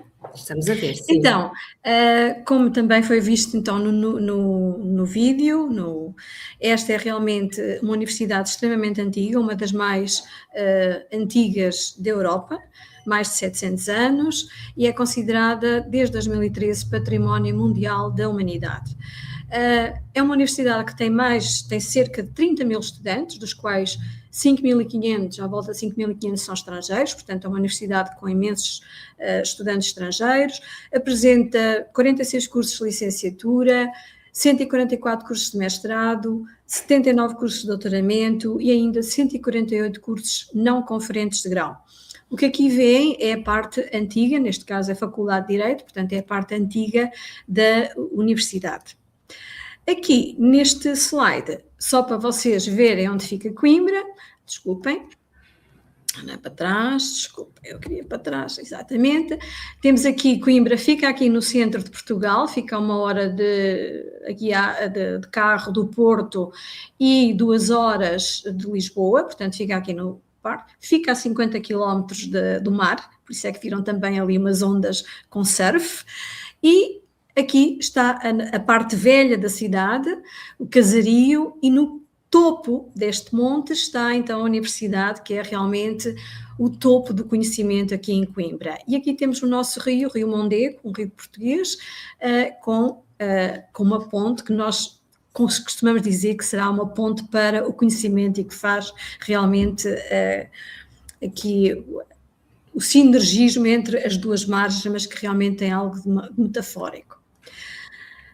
Aqui nós temos, então, eu tinha isto com animação, mas pelos vistos não está a dar animação, mas este é realmente o polo onde nós estamos. Portanto, o que vocês viram era a parte antiga da universidade, onde está a Faculdade de Direito, mas nós temos vários polos. E nós, Faculdade de Farmácia, encontramos no polo das Ciências da Saúde, que fica perto, portanto, fica aqui perto do Hospital da Universidade de Coimbra, que é um hospital terciário, com mais de 1.200 camas, e, além disso, existem ainda outros hospitais, como o Hospital Pediátrico, um hospital privado, o Hospital de Oncologia, Existe ainda aqui um instituto de investigação que estará para abrir muito brevemente, o CBiomed, que está neste momento praticamente concluído, e depois temos ainda um Instituto Biomédico de Imagem e Ciências da Vida e o Instituto de Ciências Nucleares Aplicadas à Saúde. Aqui temos então a Faculdade de Farmácia e a Faculdade de Medicina, e deste lado aqui temos também a Escola de Enfermagem, que neste momento pertence também à Universidade de Coimbra. Portanto, tudo isto é bastante interessante, porque tudo o que é que seja saúde está condensado neste polo. Aqui já temos um aspecto um pouquinho mais ampliado. Portanto, este é o nosso edifício da Faculdade de Farmácia, o edifício pedagógico e também de investigação. Neste edifício aqui temos a parte administrativa, que é partilhada também com a Faculdade de Medicina, que fica neste lado. Aqui temos a Biblioteca das Ciências da Saúde. Aqui está o CBiomed. Temos então aqui também uma residência universitária, fica muito perto da faculdade, basta atravessar aqui o campus, e também o restaurante universitário. Portanto, aqui está tudo muito perto umas coisas das outras. Quanto à própria faculdade, ora bem, esta imagem que vem aqui resulta do facto da Universidade de Coimbra ser realmente uma universidade com enorme tradição. Como foi dito aqui, Coimbra é uma cidade relativamente pequena, mas é uma cidade que vive com a universidade. A universidade está no topo e é realmente o que imprime as características à cidade, portanto, vive muito a universidade, os alunos vivem muito as festas académicas, as tradições, e nesta imagem estão aqui a ver, portanto, os alunos a receberem, os alunos do primeiro ano, que estão todos aqui do lado direito, que não estão vestidos com o traje tradicional da Universidade de Coimbra, e, portanto, é sempre uma festa em outubro, e também, agora no final do ano, vai haver ainda uma outra festa. Relativamente à Faculdade de Farmácia, nós temos 147 pessoas, entre professores e técnicos.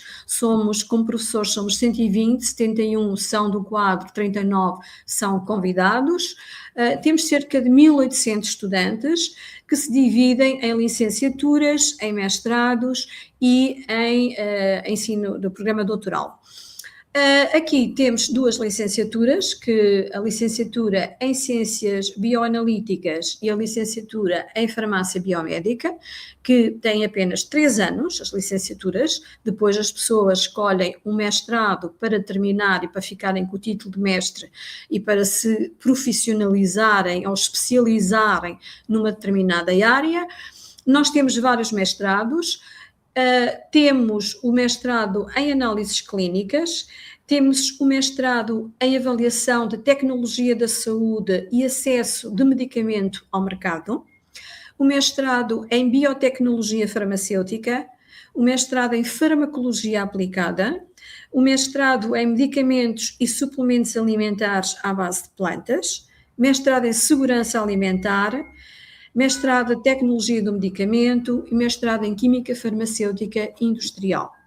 É evidente que temos também um mestrado que chama-se mestrado integrado em ciências farmacêuticas, que este mestrado é integrado porquê? Porque entrega o primeiro ciclo, que nós chamamos dos 3 primeiros anos, com o segundo ciclo, que são os 2 últimos anos, porque são 5 anos.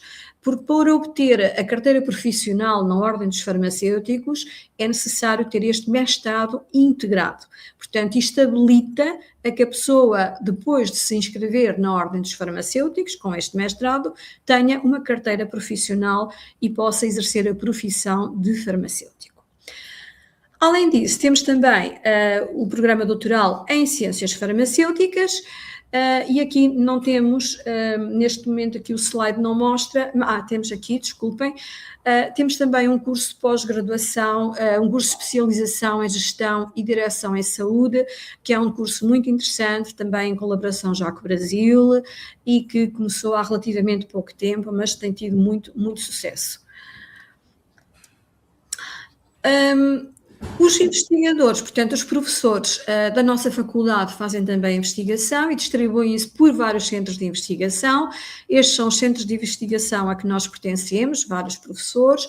Uns pertencem mais à área de química, portanto, centros de investigação mais relacionados com a química, mas também com as engenharias, também com a biologia celular, com as neurociências. Portanto, são todos centros de investigação onde nós estamos inseridos. Alguns portanto, dispersados, mas estamos inseridos. Relativamente aos outputs científicos, como podem ver, o nosso recorde acho que é bom, acho que é bastante bom. Nós temos vindo a publicar, até temos vindo a crescer em número de artigos científicos publicados. O ano passado houve um ligeiro decréscimo, mas em média andamos na volta dos 250 papers por ano, ou seja, isto dá por investigador cerca de 3,84 papers. De destacar que a maioria deles são publicados em revistas do quartil 1 ou do quartil 2, especificamente mais de 50% são publicadas em revistas do quartil 1, o que é muito bom para a nossa faculdade. A faculdade está dividida em 8 departamentos. Nós temos um departamento de Bioquímica e Biologia, Bromatologia e Farmacognosia, Desenvolvimento do Medicamento e Tecnologia Farmacêutica, Farmacologia e Cuidados Farmacêuticos, Métodos Analíticos e Bioanalíticos, Microbiologia, Química Farmacêutica e Farmácia Social e Saúde Pública. Além destes laboratórios, portanto, que têm as suas áreas específicas de docência, mas também de investigação, portanto, nós temos várias especialidades de doutoramento em ciências farmacêuticas, que vão de encontro àqueles laboratórios onde nós estamos. Além disso, nós também temos serviços como o Laboratório de Análises Clínicas da Universidade de Coimbra, que está afeto também à Faculdade de Farmácia da Universidade de Coimbra. Temos também no próprio edifício o CQ Pharma, que é um laboratório que faz serviços para companhias farmacêuticas, nomeadamente em desenvolvimento de medicamento e procedimentos analíticos. Temos também o Observatório de Interações da Planta e Medicamento. E temos 2 associações, uma delas que é a Associação dos Estudantes da Faculdade de Farmácia, que é uma associação feita por estudantes extremamente ativa, com vários pelouros, desde social, lúdico, cultural, muito interessante, sempre muito envolvidos em várias atividades. E temos também a Associação dos Antigos Estudantes da Faculdade de Farmácia.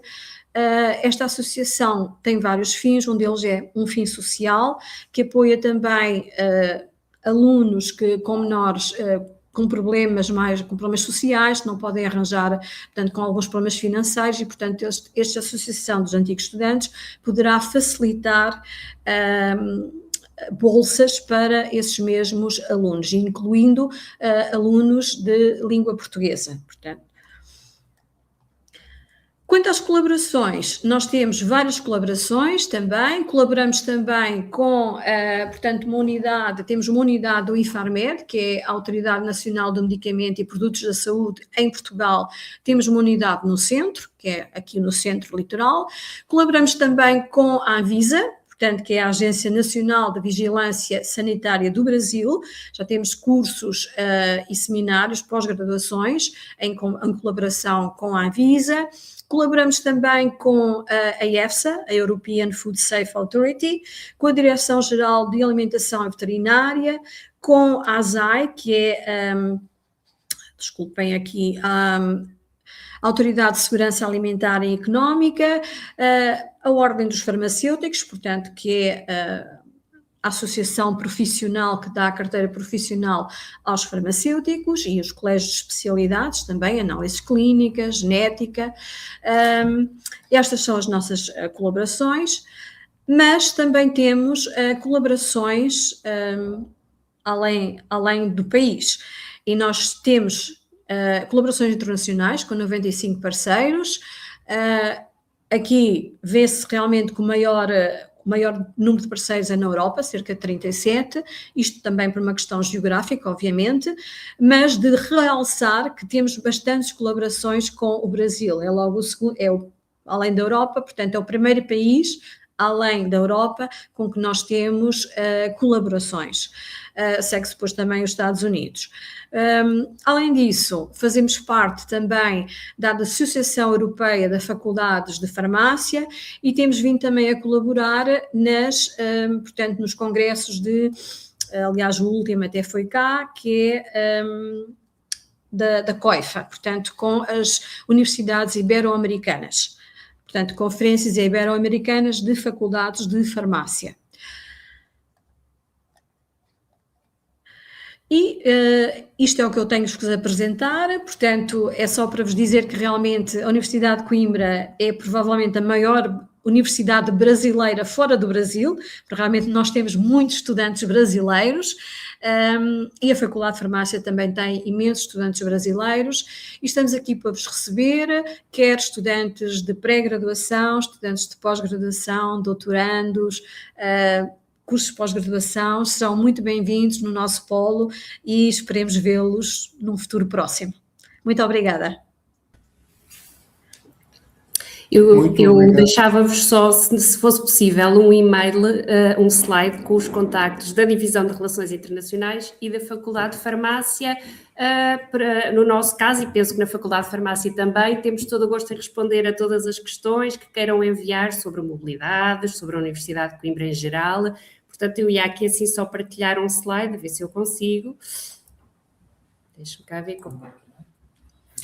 Enquanto você coloca o slide, é uma coisa amazing, como você fala em inglês. Só pensa, a universidade foi criada em 1290. Foi 200 anos antes da descoberta das Américas. Não. É verdade. Sim. É muito antiga.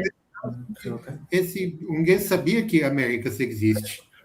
Mas também é essa história, quando a gente caminha lá em Coimbra para ver essa ligação orgânica entre passado e futuro, porque você tem a biblioteca junina, você tem todos esses prédios antigos, coleções de livros e tudo isso, e depois, no outro lado, você tem centro super moderno como laboratório da controle, da análise de tudo. Tem alunos aqui da Faculdade de Farmácia que já passou um tempinho lá nos laboratórios e voltava e falava que tem tudo de laboratório. Na nossa faculdade? Na nossa faculdade, na farmácia? Sim, foi lá. Sim, a nossa faculdade é relativamente recente. Aquele polo é um polo que está neste momento a ser construído e nós temos o UC Biomed que vai ser aberto, presumo, ainda este ano. Portanto, está praticamente concluído, mas é relativamente recente aquele polo. Tem pai que não tem 15 anos, talvez. Pronto. E também temos um outro polo que é das engenharias, na universidade, mas este é um polo das ciências da saúde, é um polo muito interessante porque está tudo muito aglomerado e, portanto, os hospitais, está tudo ali. Esse é o diretor apresentando tudo isso com muito orgulho, porque ele sabe que você é um dos líderes na educação lá na Europa. É claro que vai ser orgulho. Claro. Mas esperamos que vocês venham também cá e que a gente possa ir aí à Universidade de São Paulo. Carla, você conseguiu o seu slide? Não estamos a ouvir. Sim, que estava a passar o slide. Não. Ainda não. Eu não. Achei que sim. Eu compartilhar a tela. Não deu.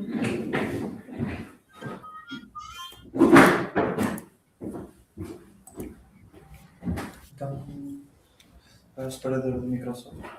Aqui? Não, lá em cima.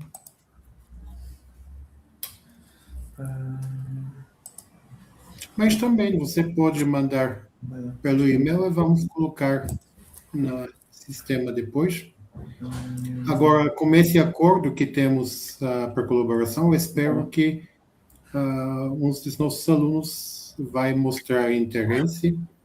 Sempre Eu mais vou, fácil. eu como estou aqui com uma dificuldade e também o tempo está a passar, eu vou deixar aqui os contactos aqui neste chat e pedia-vos o favor de partilharem com os estudantes que nos estiveram a assistir, está bem? Também usava a mesma língua, que é mais fácil, cultura está muito similar. Às vezes eu falo que brasileiros não gostam, eu falo que Brasil é filho da Portugal. Eu acho que há uma ligação muito antiga e muito especial entre Portugal e o Sim. Brasil, sem dúvida nenhuma. E nós temos imensos brasileiros cá neste momento, pessoas também que estão a trabalhar cá e que também já eram famílias de portugueses, não é? E que nasceram no Brasil e agora vieram para cá. Há uma ligação muito forte. Eu, por acaso, há uma coisa que eu me esqueci de dizer, que vai também abrir uma licenciatura em Ciências da Nutrição futuramente. É bom, porque aqui temos também departamento de alimentos, que é um forte departamento, é sempre uma boa ideia para fazer colaborações mais amplas. Nós temos um mestrado de Segurança Alimentar também, e portanto também na parte de alimentos nós já tínhamos também. Excelente. Então, muito obrigado pela participação. Vamos fazer um break agora, porque todo mundo está já com fome, está a hora de almoço aqui. Obrigado de novo. Por favor, vamos voltar à 13h e vamos continuar com outros nossos parceiros, incluído a gente aqui da América Latina, da Colômbia, do Brasil, da México, da Chile, da Peru, e também 2 apresentações da Rússia que vamos colocar na final, porque deu esses problemas técnicos no início. Muito obrigado e até o próximo. Temos 40 minutos de break. Obrigado. Muito obrigada. Boa tarde.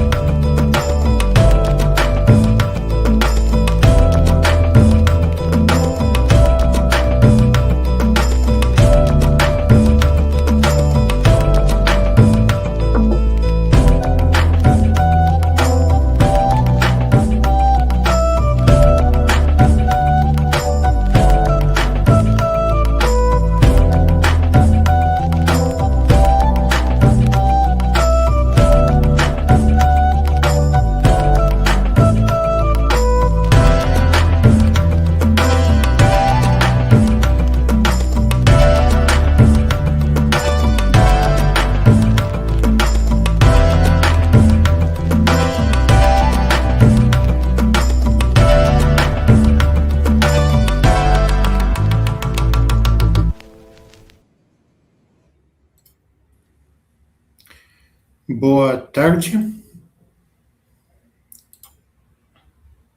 Está funcionando? Hello.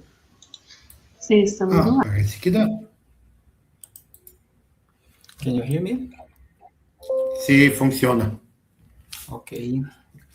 Então, vamos continuar depois break para recarregar bateria para almoçar. E essa vez continuamos com aqui território brasileiro. Na verdade, missão de comissão internacional é que ela se juntou com comissão nacional. E agora não é só comunicação internacional, mas também dentro do Brasil. E acho que também é importante para ter essas colaborações entre várias universidades dentro do Brasil, porque muitas vezes trabalho, expertise pode ser feito muito mais fácil aqui que fora. E por que não explorar nossos conhecimento dentro do Brasil sem necessidade para ir para fora? Para isso é importante ter essas colaborações. Temos a Universidade aqui, Universidade Regional do Cariri, que é do estado de Ceará. E professor, fica muito bem-vindo e queremos ver sua apresentação. Okay, thank you very much, Professor Todorov, for invitation to participate in this workshop. My name is Diniz. Good afternoon for the ones here in Brazil, and good night for the ones in Europe and Asia. Universidade Regional do Cariri is named here URCA, and it was established in 1986, so it's a very young university with only 40 years old. And I'm professor from the Department of Biological Chemistry, linked also to the graduate program in Biological Chemistry. So first of all, let me explain to the viewers where we are. We are in Brazil, in the Northeast region, namely in the state of Ceará. And we are right here in this red circle in the south of the state. So from this position, we are strategically located near the capitals of the Northeast region of Brazil, which can be easily accessed by plane. We have a regional airport here. International flights can arrive in Brazil at Fortaleza, Recife, or São Paulo. And we have direct domestic flights coming from São Paulo or Campinas, from Fortaleza and Recife, everything within 3 hours at most. And if you want to come here driving, the road distances for the main capitals of Northeast are 535 kilometers to Fortaleza, up to 730 kilometers to Salvador. Let me present now the laboratories that are in activity within our program. I start with the Laboratory of Microbiology and Molecular Biology, which is run by Professor Henrique Douglas. This laboratory, for more than a decade, focuses on microbial resistance to antibiotics, the assessment of antimicrobial activity of natural and synthetic products, performing in vivo and in vitro studies. And one major line of research is regarding the efflux pump mechanisms in bacteria. Then we have the Laboratory of Spectroanalytics, Biological and Environmental Chemistry, which is run by Professor Ligia Castro, focusing on analytical techniques applied to environmental problems. They work with the automation of analytical methods for environmental and biological applications, image processing in aquatic systems, water sediments, tissues, and fluids, and aquatic animals. This is the laboratory for which I am responsible, the Laboratory for Simulations in Molecular Spectroscopy. My name is Diniz, as I mentioned. And we perform ab initio calculations of small molecules, natural products, and synthetic ones, focusing on the structure and vibrational spectra of these molecules. Then we have some work on molecular docking, which precedes the main research line of the laboratory, which is molecular dynamics, especially focusing on GPCRs. So my latest projects are focusing on the mu-opioid receptor. The Laboratory of Natural Products Research is the longest operating laboratory in the university with 25 years of service, and is run by Professor José Alberto, focusing on natural products chemistry, microbiology, antioxidant activity, and bromatology. They are very well equipped with chromatographic equipments, gas chromatography, high performance liquid chromatography, where they can extract natural products and isolate the substances of these products. And the group has also published a book recently on essential oils from the trees and plants from the Cariri region. The Laboratory of Pharmacology and Medicinal Chemistry is run by Professor Evan Rose, and focuses on scientific research, innovation, and training of highly qualified human resources in pharmacology, medicinal chemistry, and health-related biotechnology. They develop new therapeutic strategies for the treatment of diseases, performing in vitro and in vivo studies, as well as using computational approaches.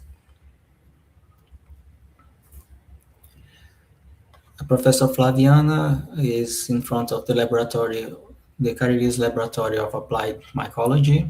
So she studies fungus, assessing antifungal activity of natural products, semi-synthetic and synthetic compounds towards Candida, Pichia, and Nacazomyces.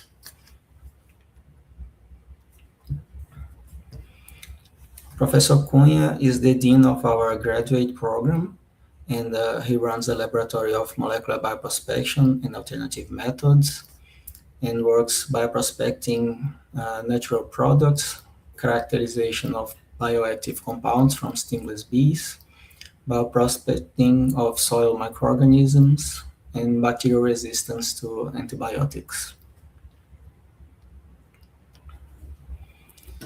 The Laboratory of Physiopharmacology of Excitable Cells is run by Professor Roseli Barbosa, and she performs experiments ex vivo and in silico on the activity of natural products on excitable tissues, specifically the human umbilical vascular smooth muscle cells. So she has a partnership with the hospital, which is linked to the medicine faculty of the university, and they collect samples of umbilical cords to perform their experiments.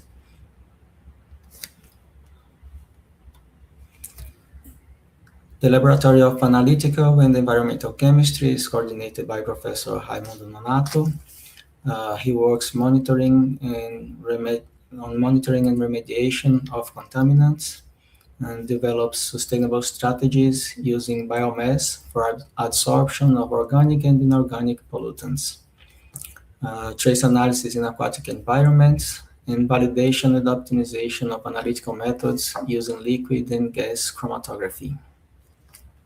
So all these laboratories, all these professors, they belong to the faculty of the Biological Chemistry Graduate Program.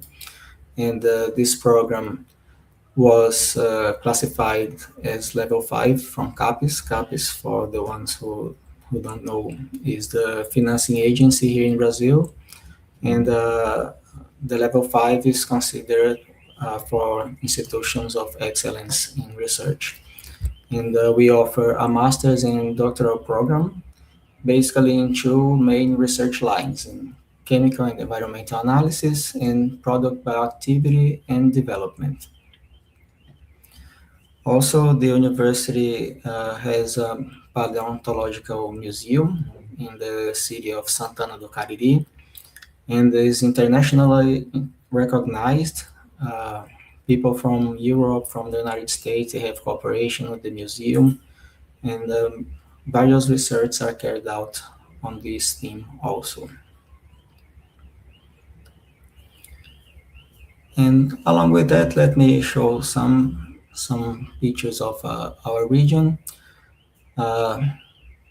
This is a main event in the city of Crato, in which the University Regional do Cariri is located. So every year they have this huge event, 1 week with many shows. And the neighboring cities, Barbalha and Juazeiro do Norte, they also have various religious manifestations. And it's a very rich region in culture and in handcrafts also. The region is surrounded by the Araripe forest, and we also have UNESCO Geopark, which is Geopark Araripe. It was, I think, the first one in the southern hemisphere, with many trails in this region. And this is the Soldadinho do Araripe. In English, it would be Araripe's little soldier, which is a bird species which only occurs in this region. So I prepared a short presentation based on the time. I'd like to thank you for your attention. And if you have any questions, I think we have some minutes still to talk.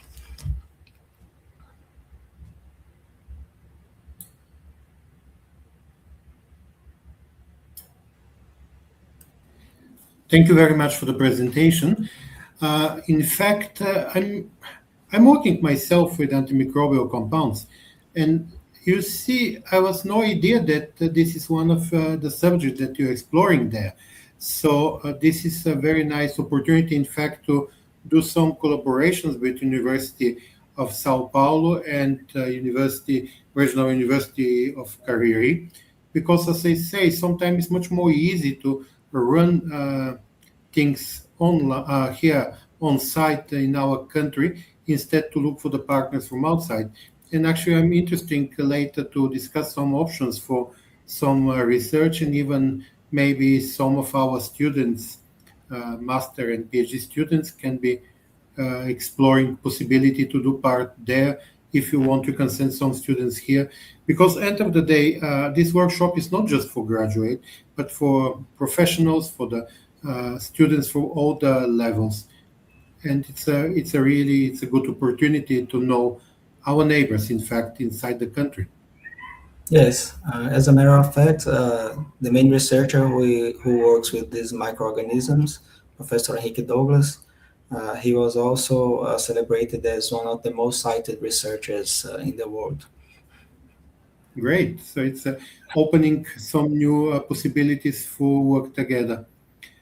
I was checking here. There is no questions on the channel, but now what's the option for you to receive the students from Sao Paulo? We are open to receive the students. Recently, we had an internationalization call, which I think 1 or 2 students were able to participate. And from now and then, we open positions for postgrad research and the selection for the master and doctoral degree. And of course, as we have this memo of understanding, we will be open to receive students from USP or any other institution that are participating in this conglomeration. I think we just have to consult with the coordinator, which unfortunately I don't see him right here online. But yes, we are very interested in receiving our students and also sending our students to other institutions to promote this interchange. Great. We have Professor Walker here that is very actively working with the university. So I think, Walker, you're going to have a lot of problems because we would like to extend this work. Okay, thank you very much for your participation. And we're going to move in the front. Next presenter. We're having technical problem. We cannot detect colleagues from Colombia. So let's have the Mexico, Professor Jorge Vasquez Buccelli as the next presenter. Jorge, can you hear us? Yes, hello, Professor. I'm just here. Okay, so let's hope we'll work everything. Okay, let me load my presentation. And can you confirm if you can see it? Not yet. We just see you in the moment. Okay, I think it's Okay. loading. If not, I will ask to you if you can load it for me. But give me just 1 minute.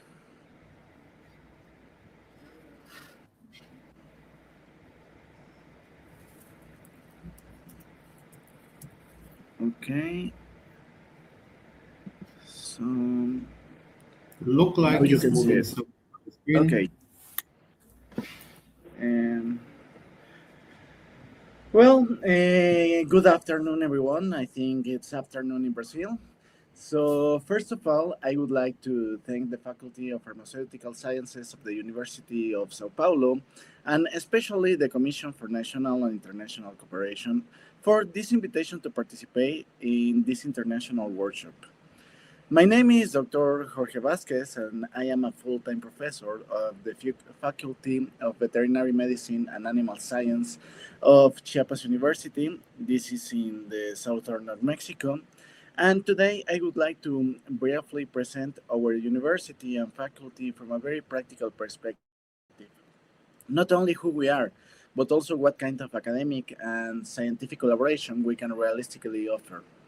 In particular, I will focus on three elements that define many of our opportunities for cooperation: biodiversity, rural production systems, and field-based research in tropical environments.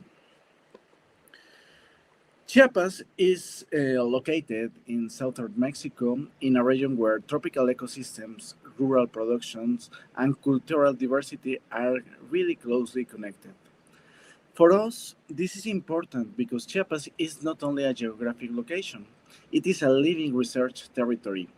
Many of the scientific questions that are globally relevant today can be observed here at a local scale. We have rural communities, livestock production, native crops, wildlife, protected areas, and environmental pressures interacting in the same territory. This creates a very useful context for applied research, especially from a One Health perspective. For example, we can study the relationship between animals, humans, ecosystems, and food productions.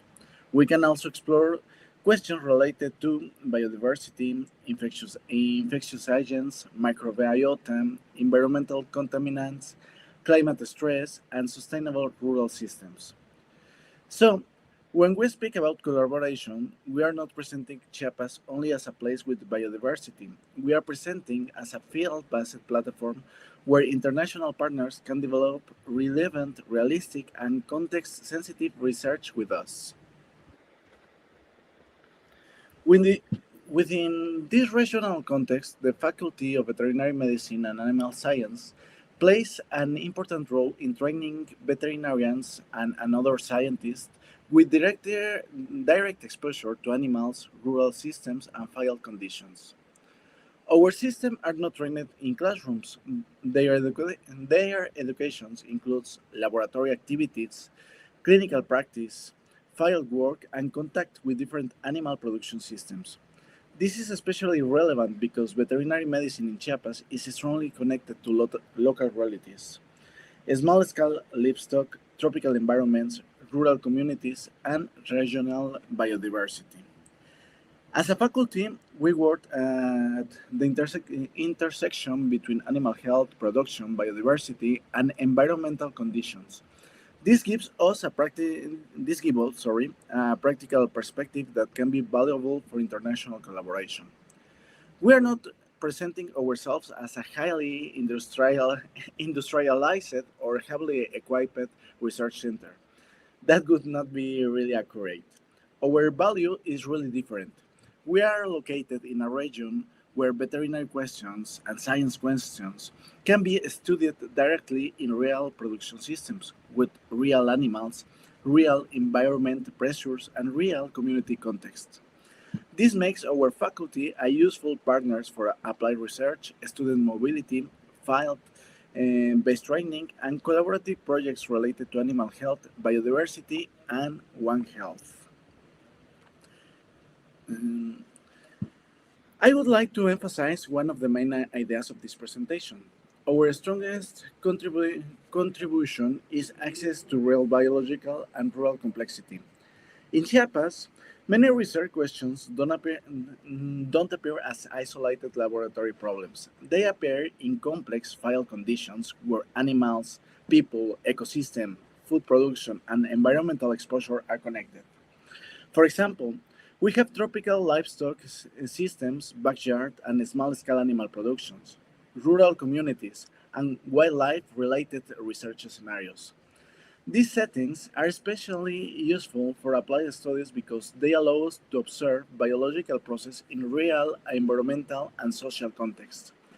This is relevant for One Health research.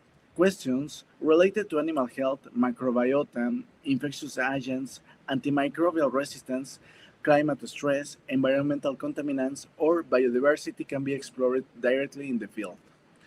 Of course, these contexts are complex and sometimes logistically challenging, but this is also what makes them scientifically valuable.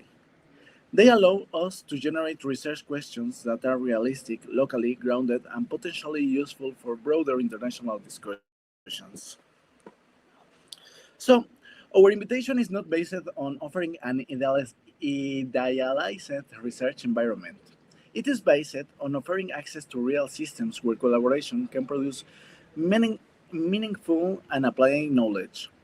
The first possible axis of collaboration is related to microbiome, probiotics, and antimicrobial resistance. This area is especially relevant for us because animal production systems, wildlife rural environments, and human activity are closely related to Chiapas and other tropical systems. These interactions create useful scenarios to study microbial communities in animals, food productions, and environmental samples. One potential line of work is the characterization of animal and environmental microbes. For example, good microbiomes in livestock or inclusive wildlife could be studied in relation to health, diet, management conditions, or environmental exposure. Another possible area is the search for native probiotics candidates. Local microbial strains adapted to tropical environments may be really interesting for animal health, nutrition, or sustainable production systems. Antimicrobial resistance is also a very important topic. In the rural and animal production context, it would be really valuable to explore resistant bacteria, resistance patterns, and relationship between animal management, environment, and microbial risk.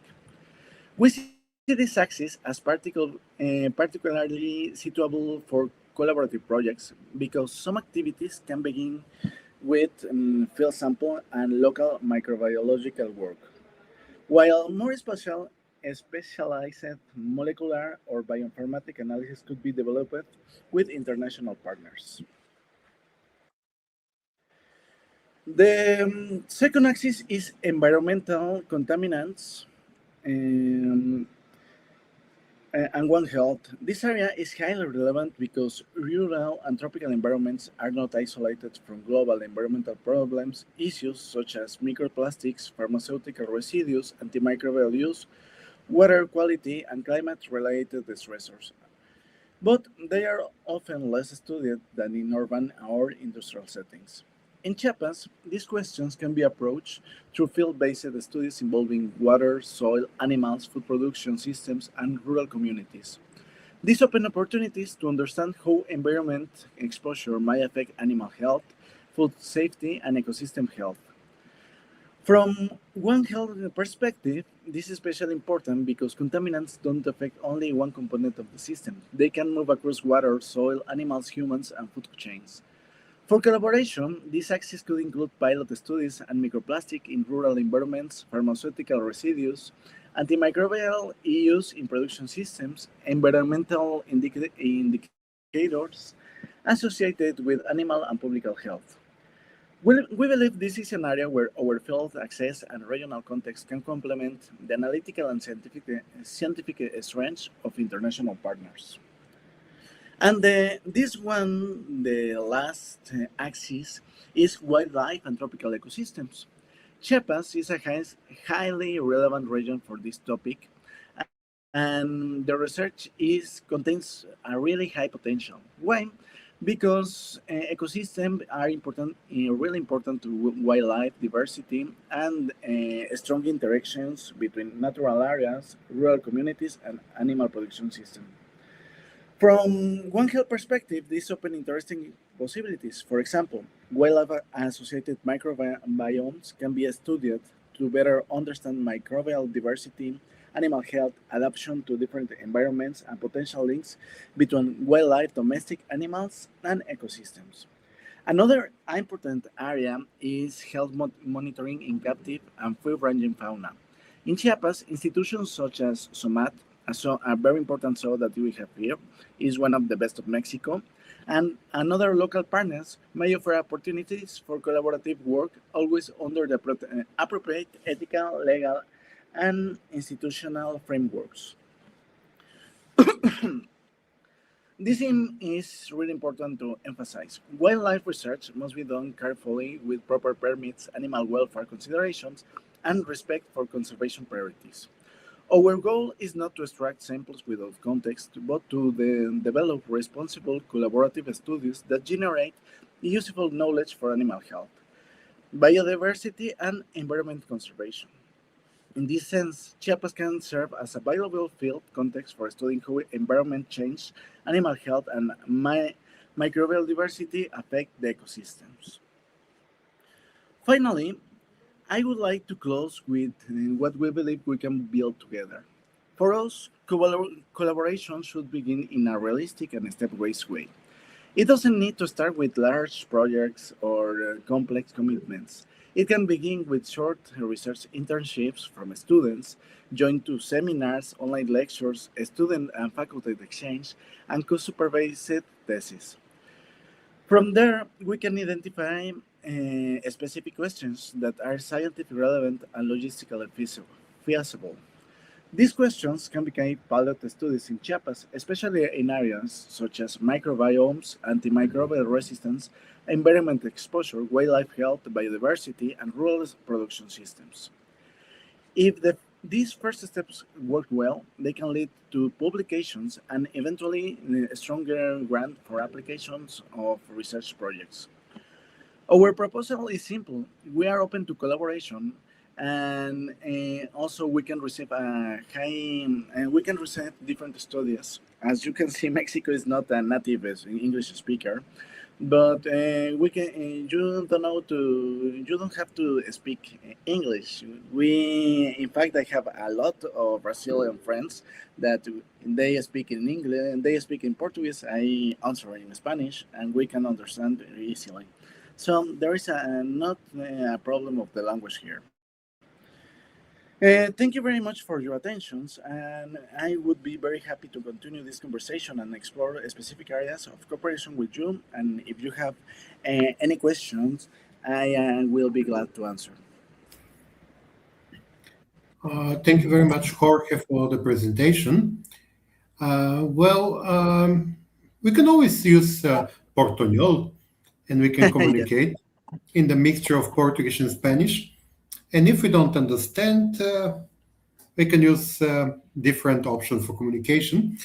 Something that I really like is the point that you mentioned, One Health, because I mean, you're in the veterinary faculty, we're in the Faculty of Pharmaceutical Sciences, but end of the day, health is one and it's unique.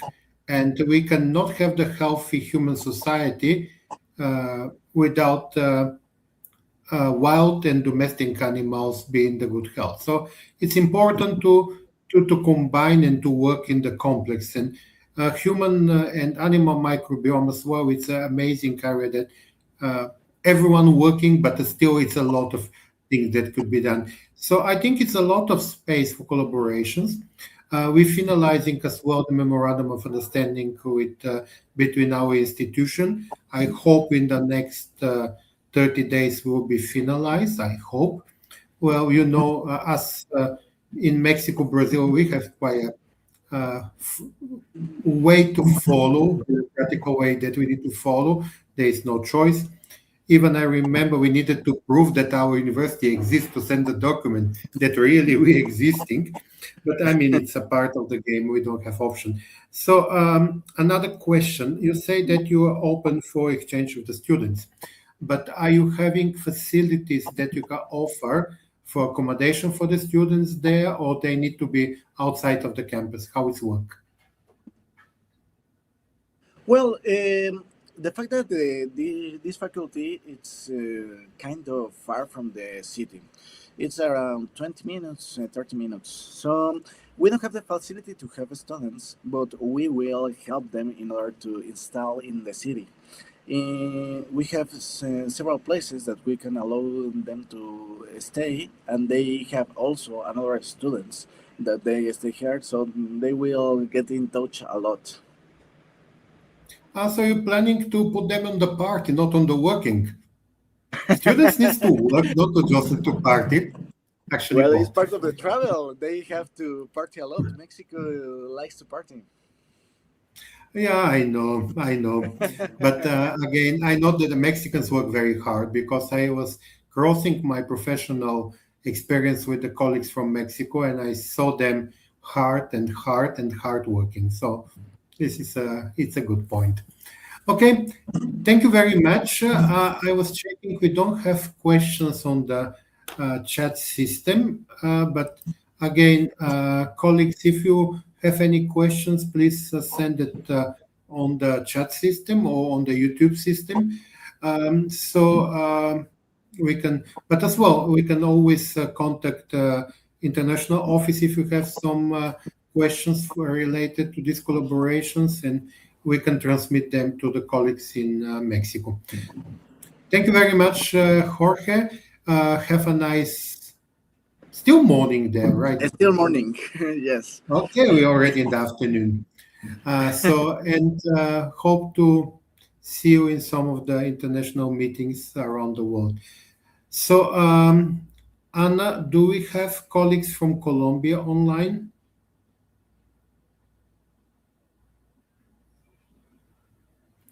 If I think we have Just technical Virginia. problem.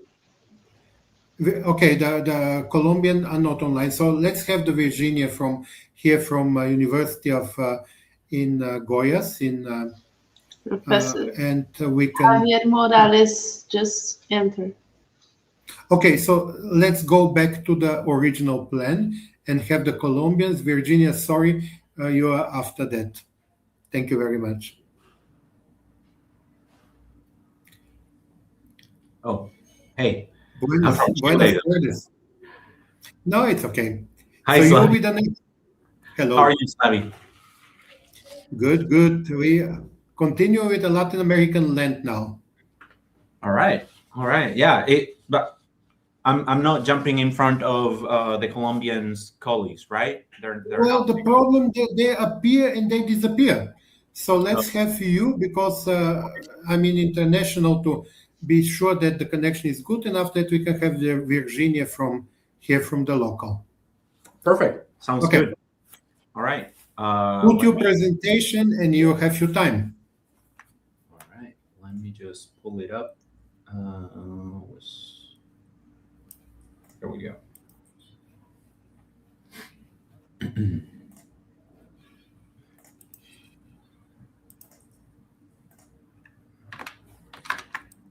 And was it this? Share screen.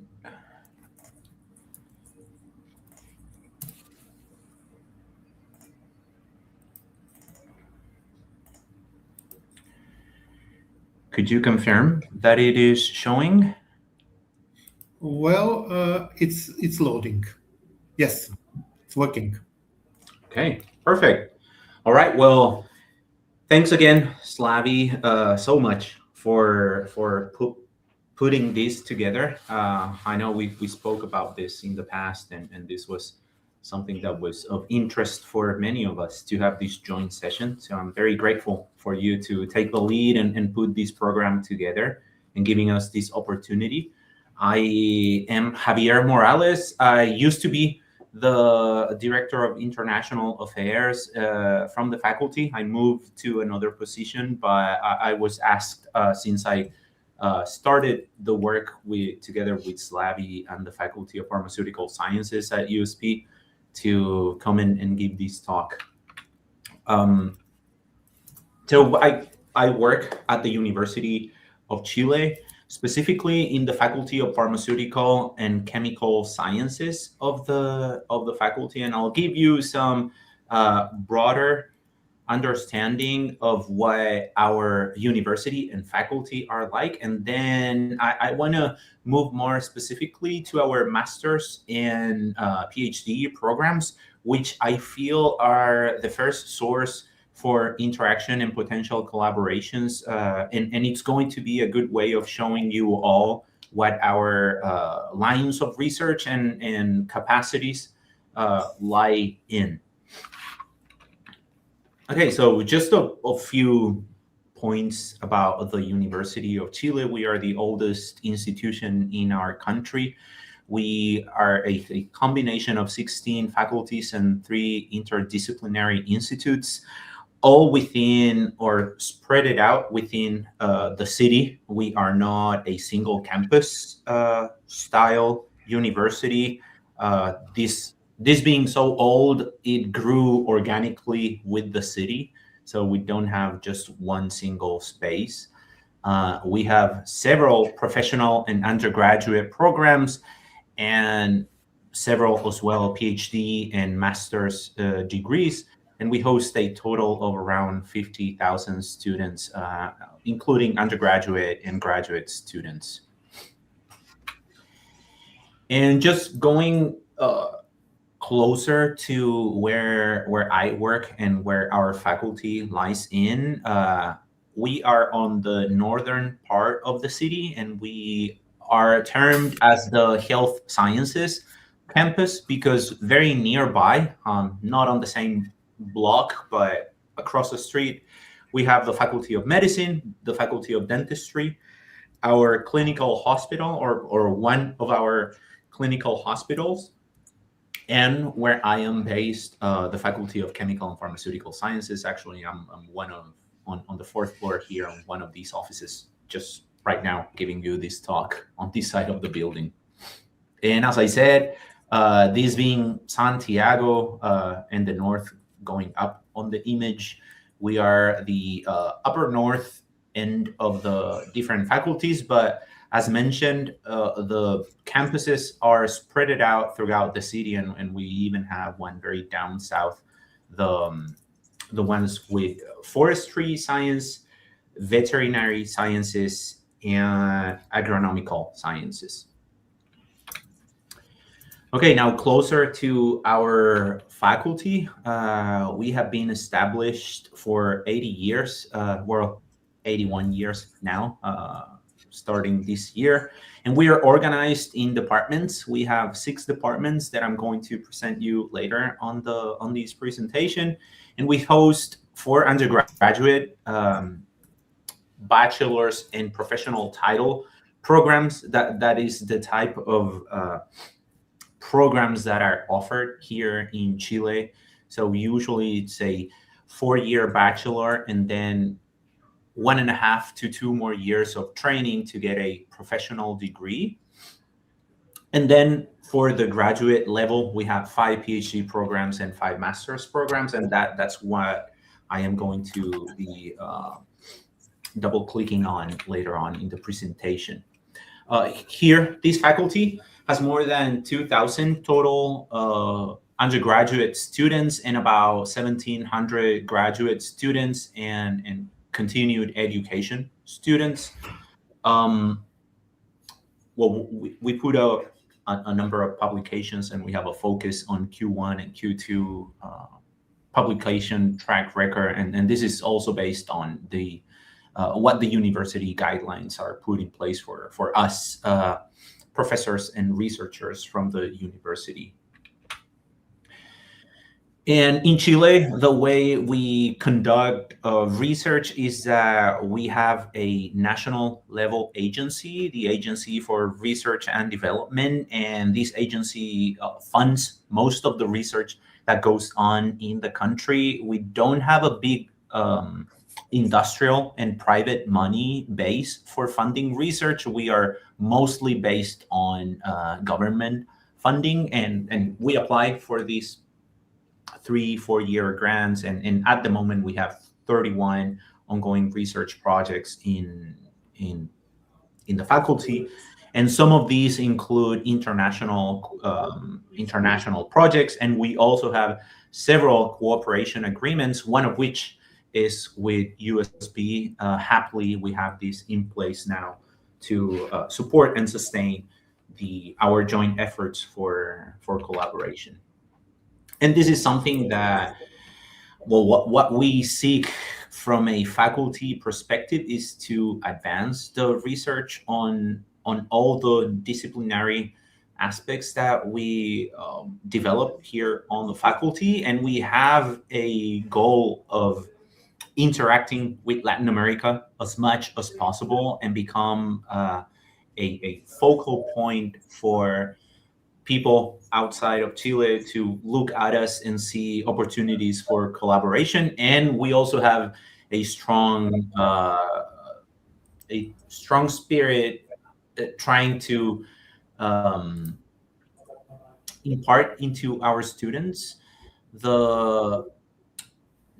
I guess not the need is the word, but the advantages and the positive impacts that international stays that they could make during their mostly graduate level training would be for their career. So we push them a lot as much as we can, and we try to find the funding so that they can go out of the faculty and into Latin America to conduct further research and explore other countries and cultures.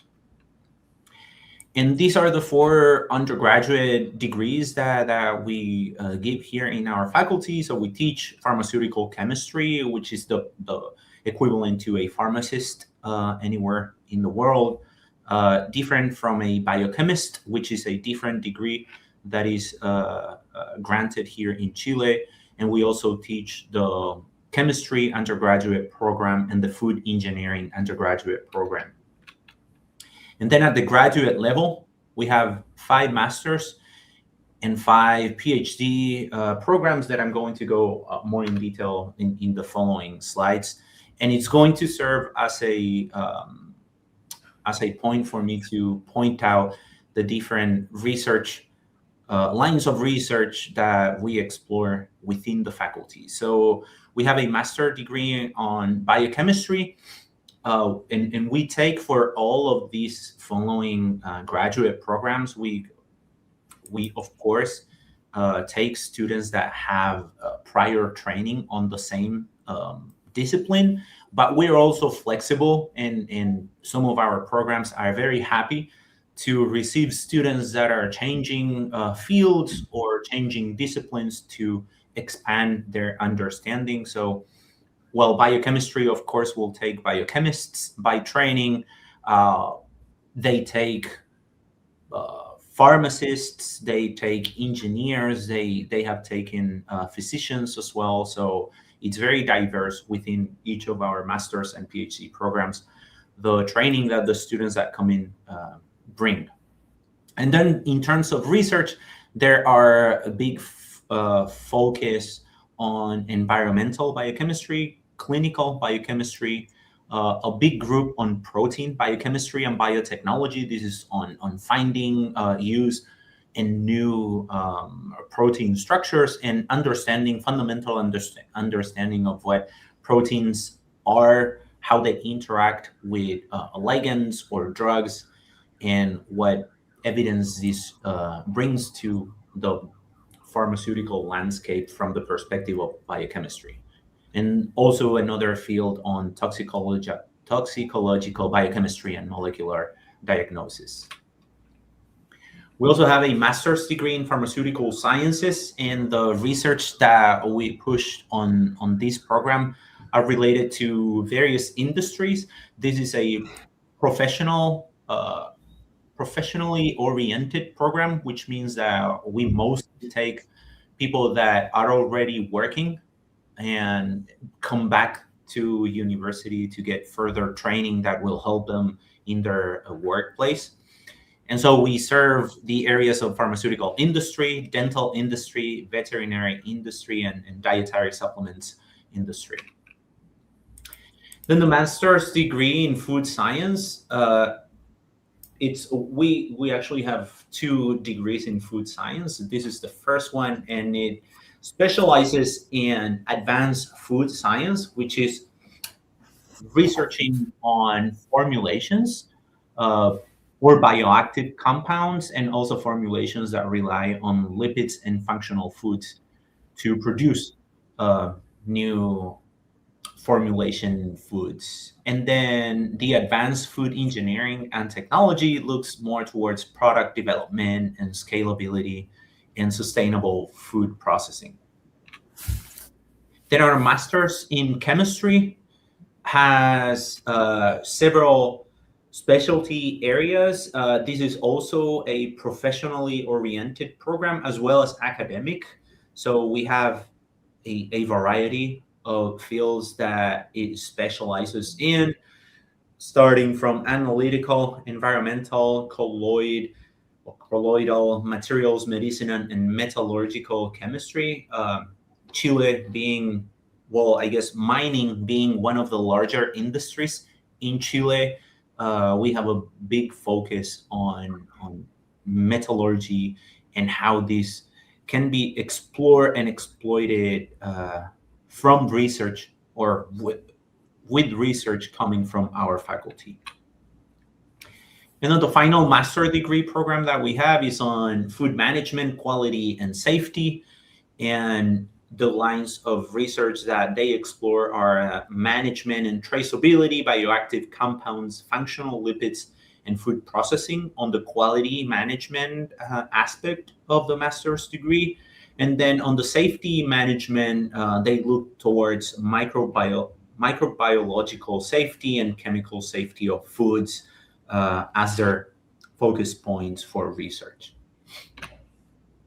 And now coming to our PhD programs, and our PhD are all of them 4-year programs, and they have the first semester of courses that the students need to take.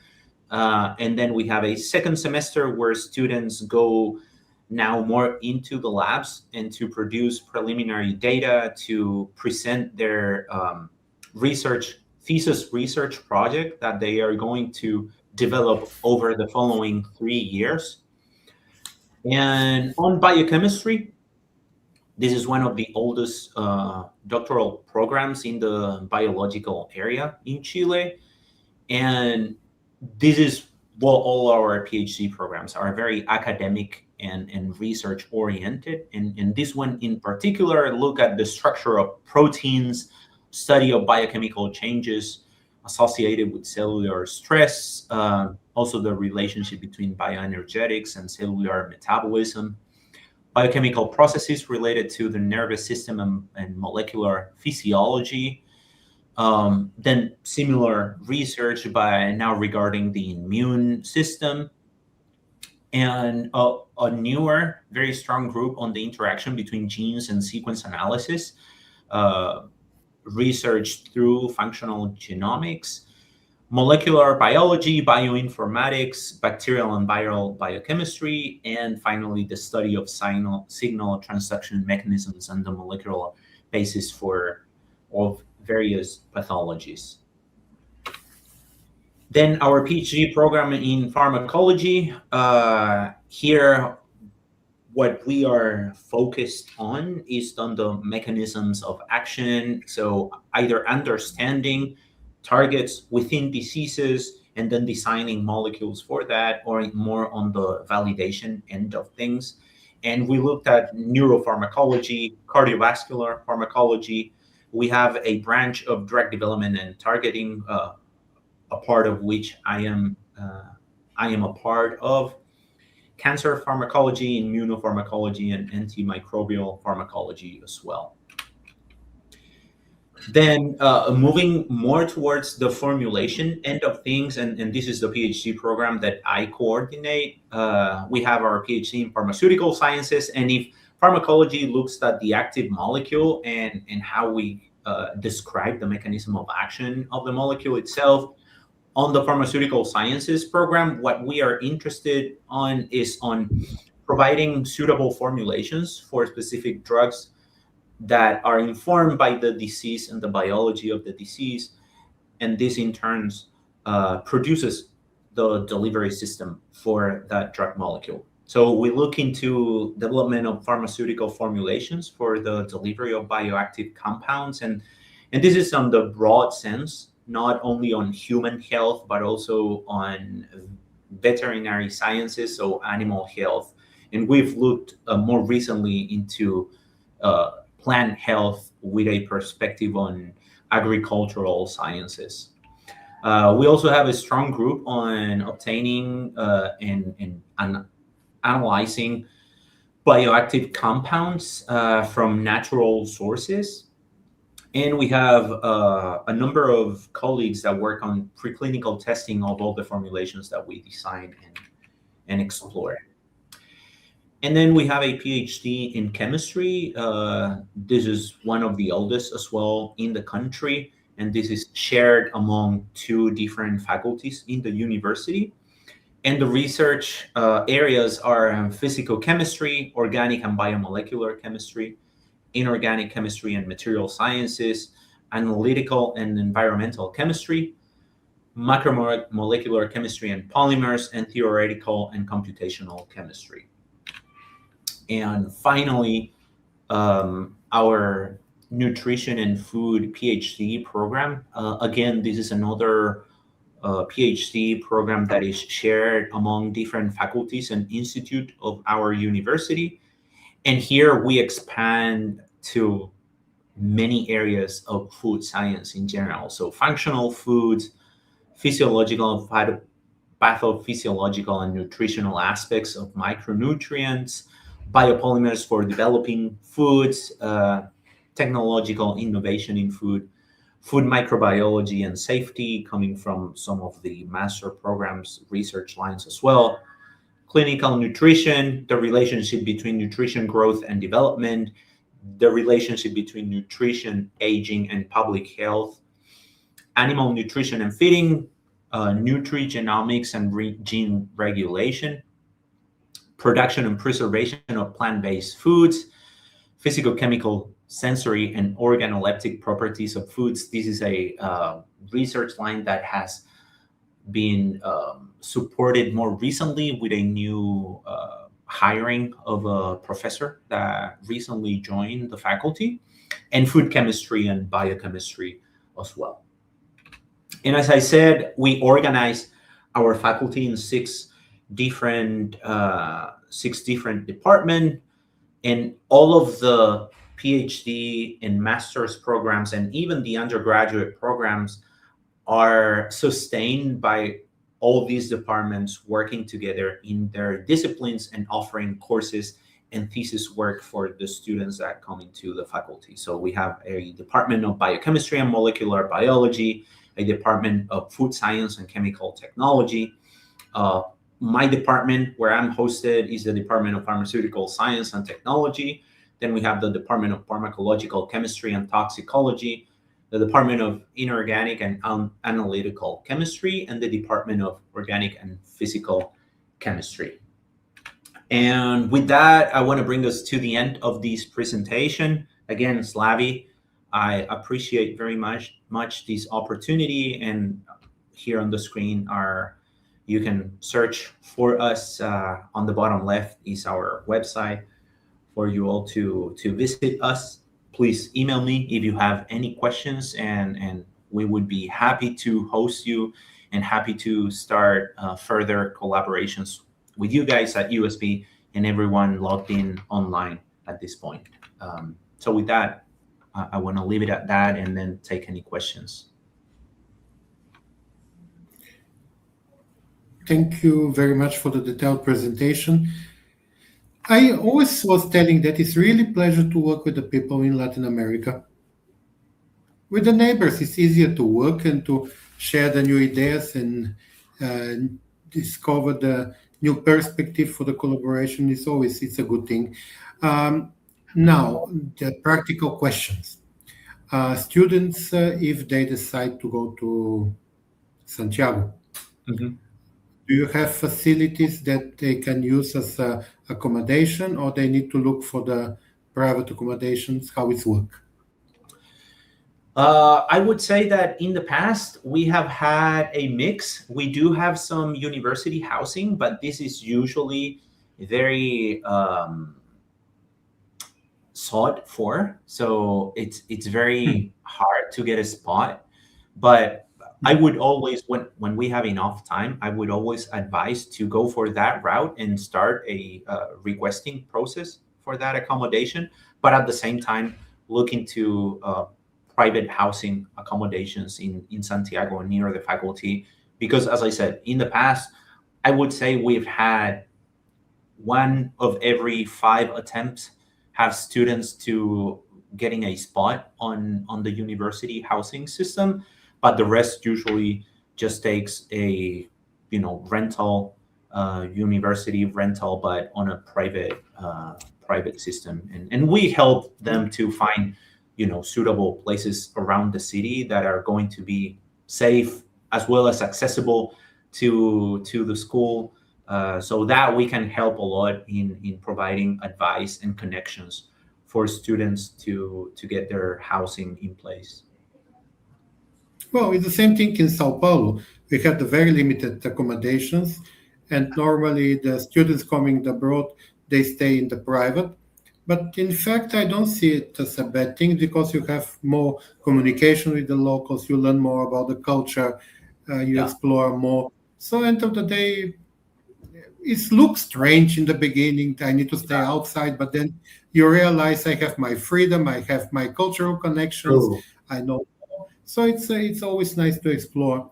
Yeah. And one quick clarification is that maybe one would think that the university housing is going to be for free, but it's not the case here in Santiago. So even if you get the university housing spot, it's going to be cheaper than taking an Airbnb or booking accommodation. Definitely is going to be cheaper, but you would still be required to pay some money for the university housing. So it's not too big of a difference on that respect either.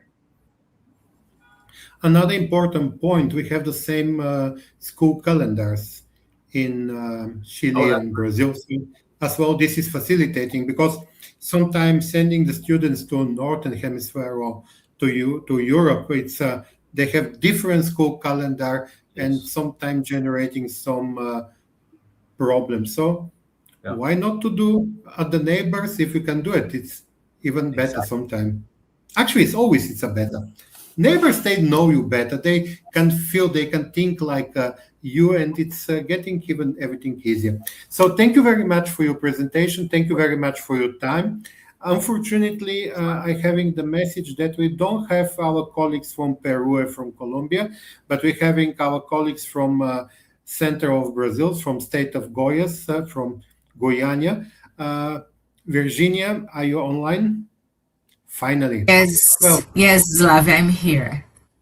Good. But I do not have my camera available at the moment. Somehow I broke it, and I'm sorry for that.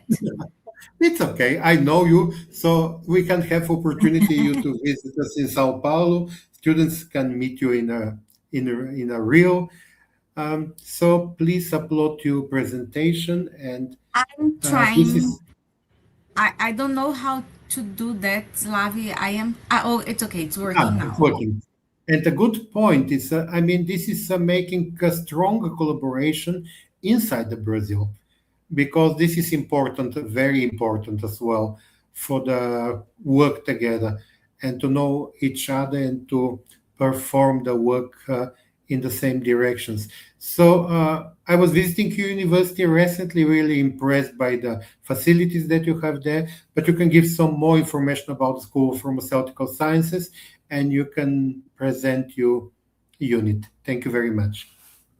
Thank you, Slavi, very much for this invitation. I'm sorry because it seems that it's not okay. My slides are somehow strange here, but I'll try to do my best here to present our university for you. Well, my name is Virginia Alves, and I am of the Federal University of Brazil. Before we begin, I would like to say that English is not my first language, so thank you very much for your patience. And today I will briefly introduce our university, our graduate project developed in our lab, especially related to microbiology and antimicrobial resistance.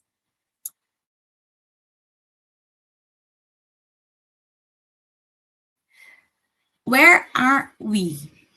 The Federal University of Goiás is located in the state of Goiás, in the central west region of Brazil, which is basically in the middle of the country. Our capital city is called Goiânia, and we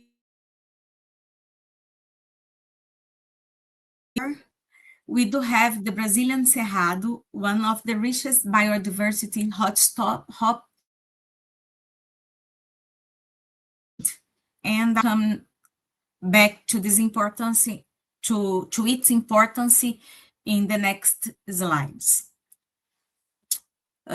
UFG in numbers.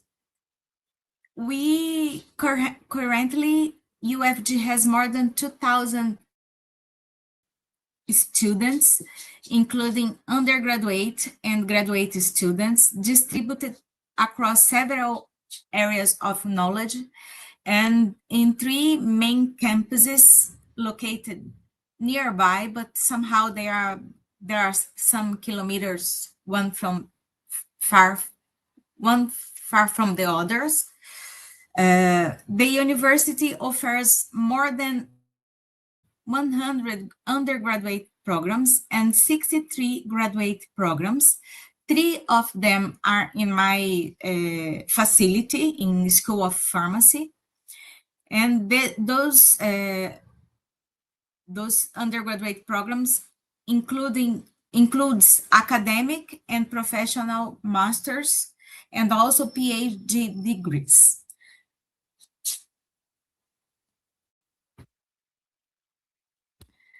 Now I will talk a little bit about School of Pharmacy, which is the place where I am located. And the School of Pharmacy is one of the oldest academic units at UFG. And it started in 1945 as a School of Pharmacy and Dentistry.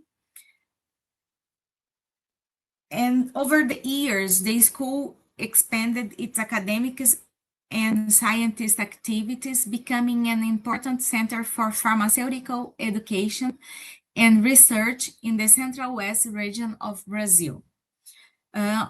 Important milestones include the creation of the graduate program in pharmaceutical sciences in 2005, the doctoral program in pharmaceutical innovation in 2013, and the graduate program in healthcare and evaluation in 2014. In 2015, the graduate program in pharmaceutical sciences, it was only master's degrees, but in 2015, we received the approval of the doctoral program at FCF, which was CAPES rating 4, now it's rating 5.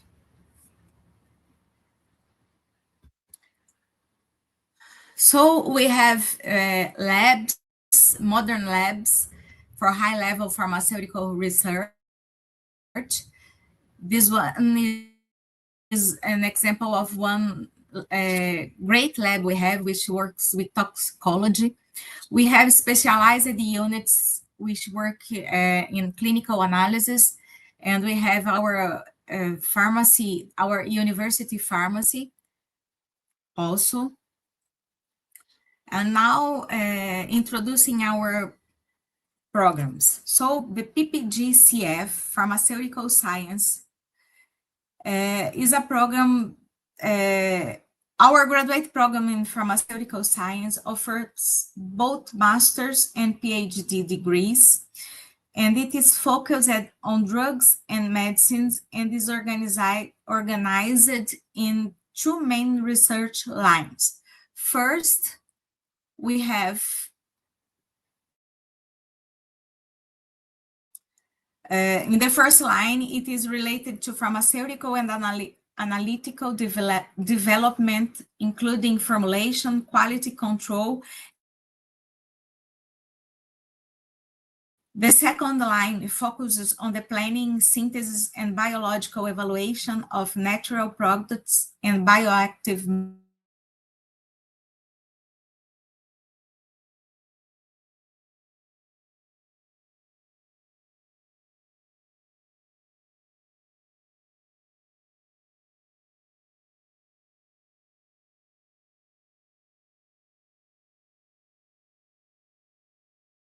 students, which and 56 of them are doing their PhD. And we have this collaboration with other countries, and we are always sending students, and sometimes we receive students from other countries too.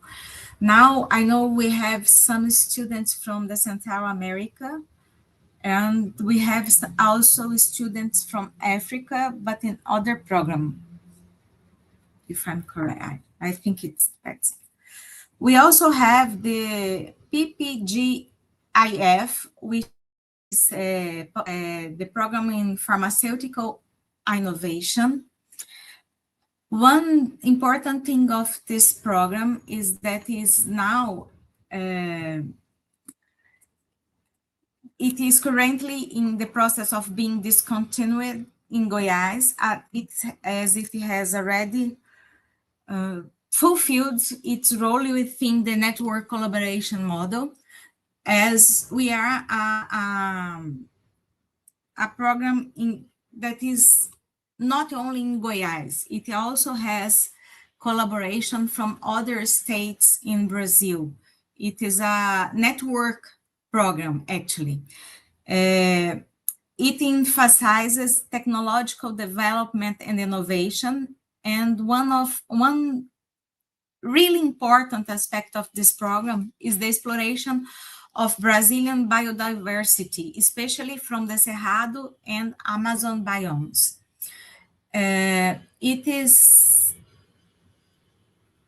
Research activities include natural products, new bioactive molecules, pharmaceutical technology, and advanced drug delivery systems.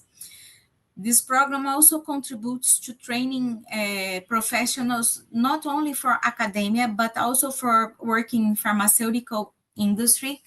And we are connected with UFAM, which is Federal University from Amazonas, UFPA, que é Federal University of Pará, and also Unifap, which is Federal University of,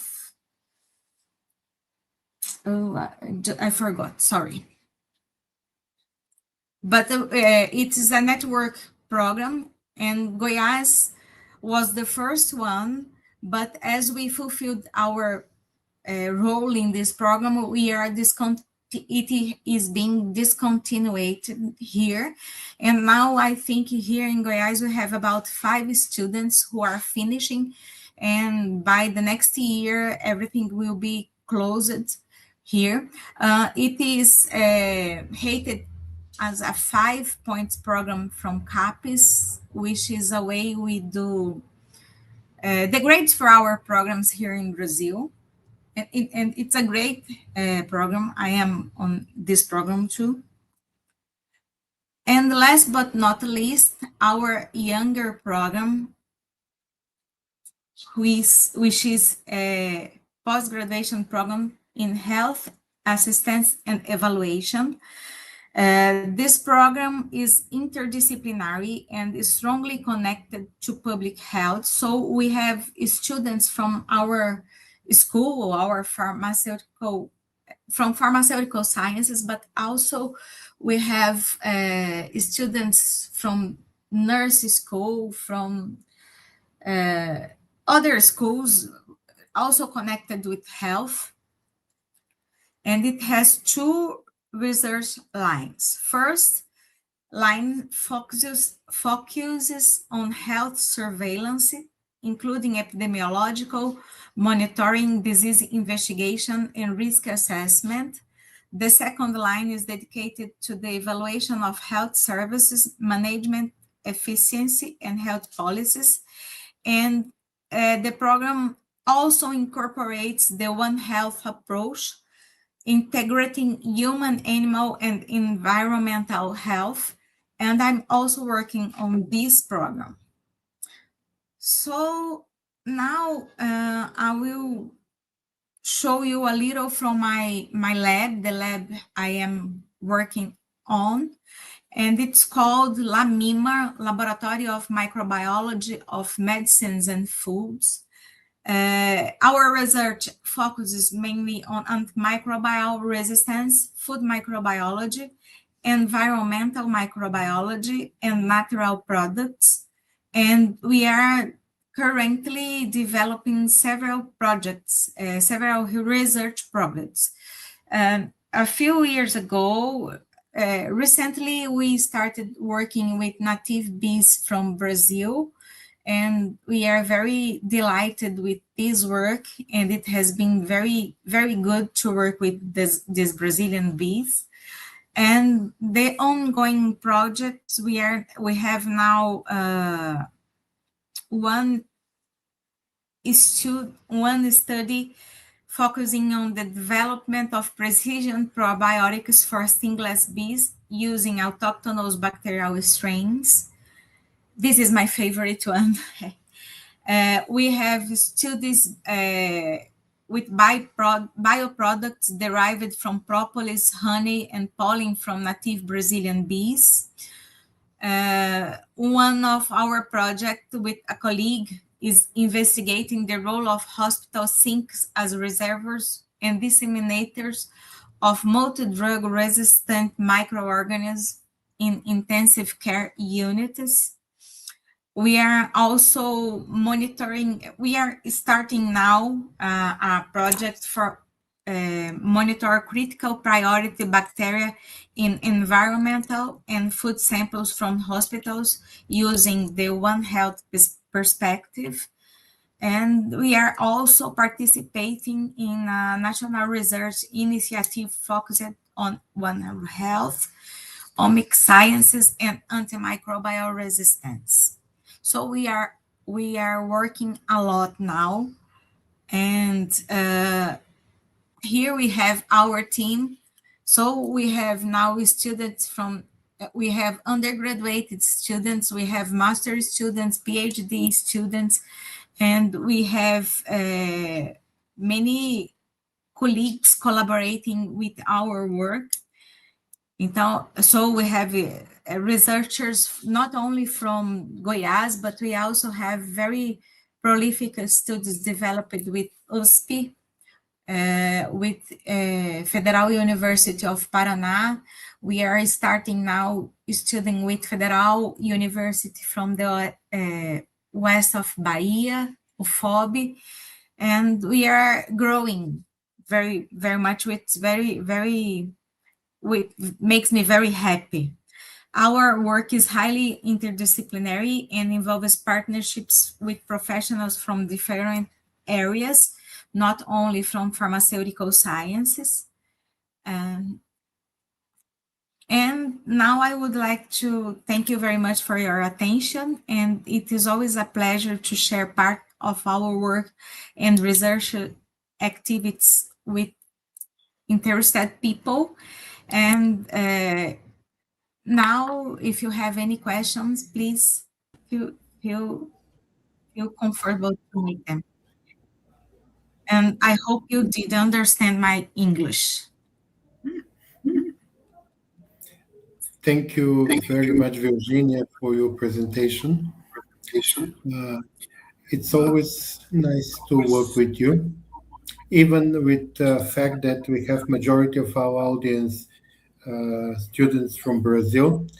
You was giving your effort to make it in English, so to make it available for the colleagues from abroad to understand better the opportunity to work with you and collaborate, because this is a way we need to collaborate and get stronger and to produce better and to solve the problem. And I really like your research that you're doing on the honeybees, because studying them as native insects from the region is really amazing, because Albert Einstein was telling that the day when the bees die, we will lose our civilization. So we need to protect them.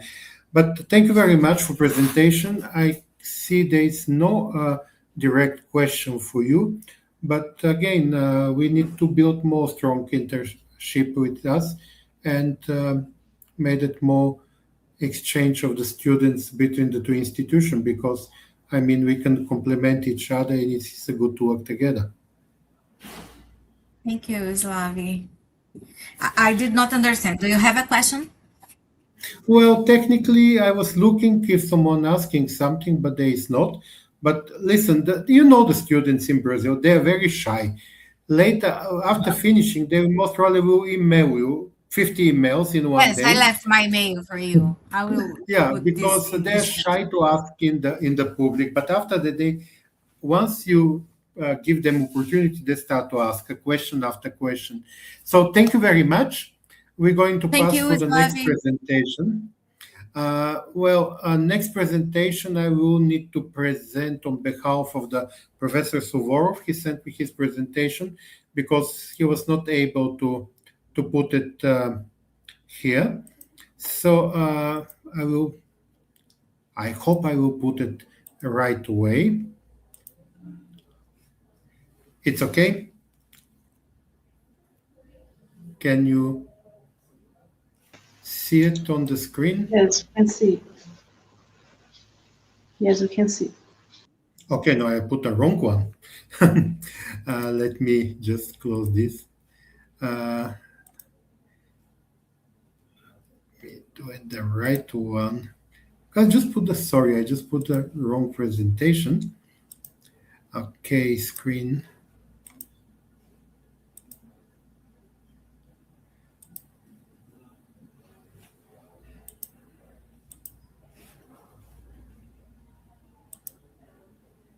Just one moment. Now it's working? Yes. Okay. Just present to see. Let's see. Are you presenting? No, I am presenting. I can see okay. I can see on the YouTube that's supposed to be the presentation. Well, I need to tell you some story about the Institute of Experimental Medicine. And it's very interesting because this is an institute, one of the oldest institutes built in the Russian Empire, and it's located in the beautiful city of St. Petersburg. Well, this was St. Petersburg, then moved the name to Leningrad. After the democratic change, it's come back to the name St. Petersburg, and it's not related to the Peter Peter the Great that was actually established the Russian Empire, but is dedicated to the St. Peter. So St. Petersburg Institute of Experimental Medicine was established in 1890, was founded as a scientific center by Spring Oldenburg. Well, the people from the Russian royal family, they was having this idea that education needs to be done and they need to build institutes that will need to solve the medical problems. So in this first departments of this institute was related to physiology, chemistry, pathological anatomy, civil biology, and episodology. But some of the important names that you can be always, I mean, they're in all the books on the physiology. Ivan Pavlov, remember the reflex in the dogs, the experiment with the light. And then Sergei Vinogradsky, one of the biggest names in the microbiology. This was the place when the first experiment with the animals been done. You can see actually the image, how they was doing cooperation of the dogs. It's actually in that time was even better related to some human hospitals, because they was taking care for the ethical point of view using the animals in the experimental part.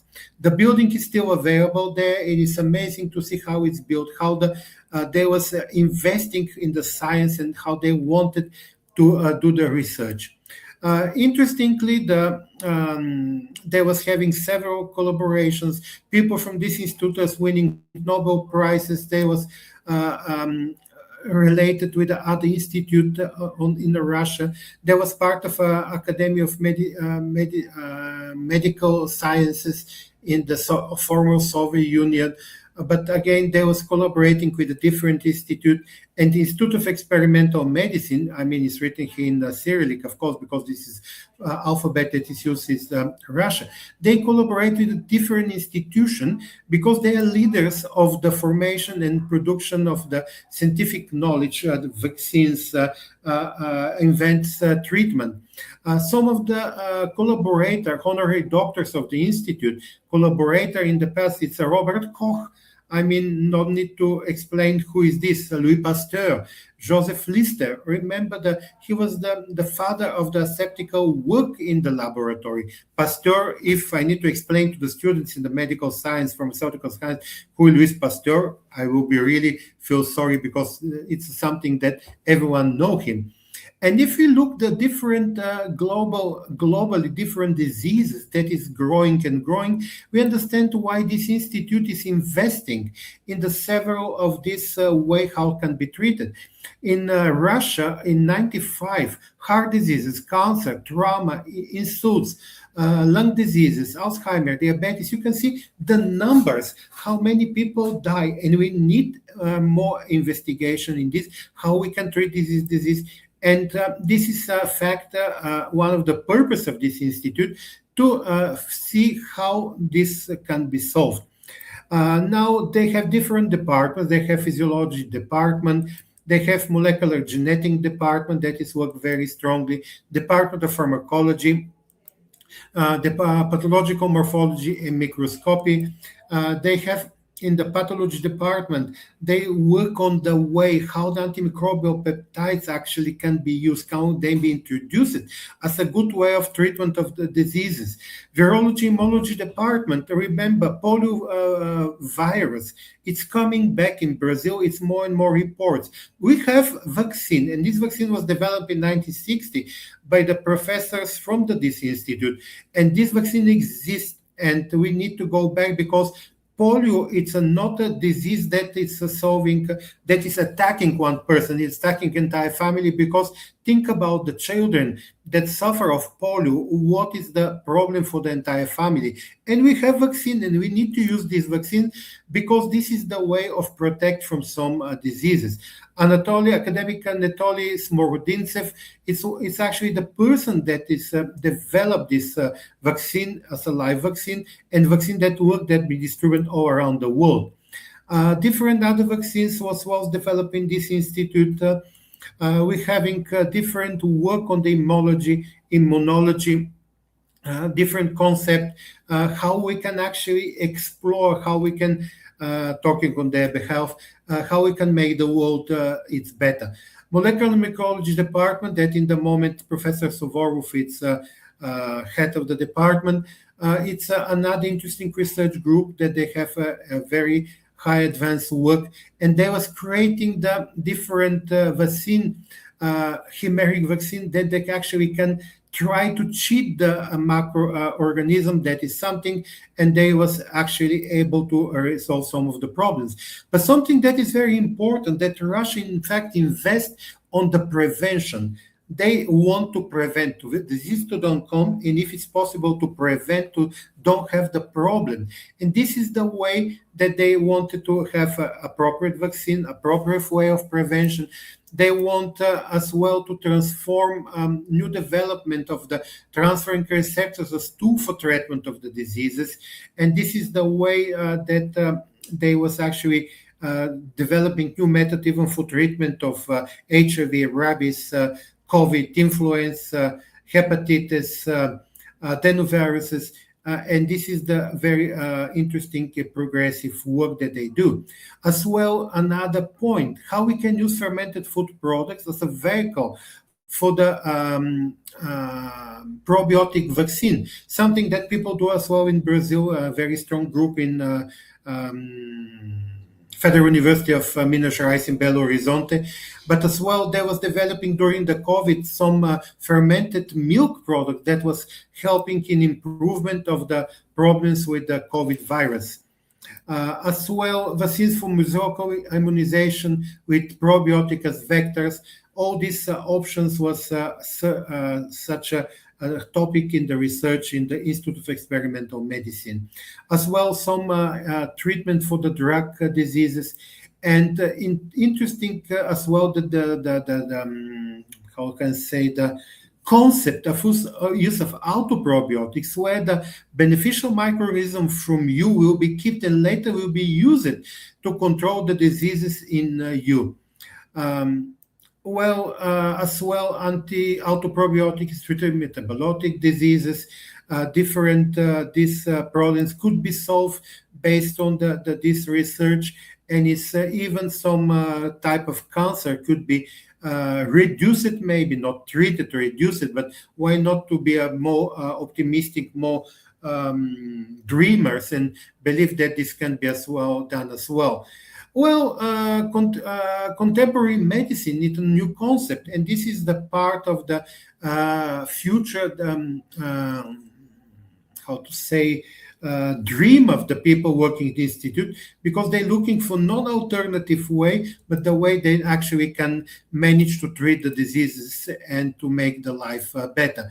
It's very interesting to point. I hope the slides was going on my computer. This is something that it's important. In February, we signed agreement with the Institute of Experimental Medicine, memorandum of intention that we want to develop our partnership. And we're having our memorandum of understanding now almost ready for final signatures.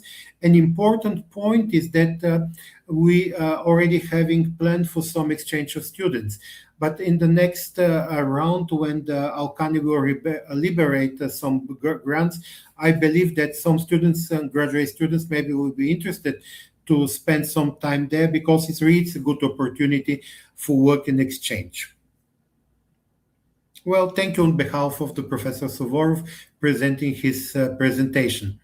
Now, I need to put another presentation from Volgograd, because this is one of our partners. Let me upload the files.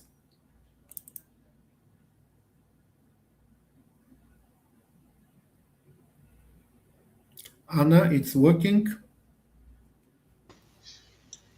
but I need to stop sharing. Apresentação. It's for me, it's telling it's uploading.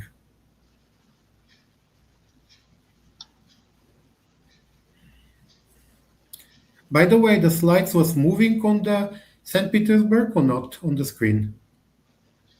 Sim. Okay. No, because sometimes you don't see when you present it. It could be a surprise. Mm-hmm. Well, it looks like it's taking too long.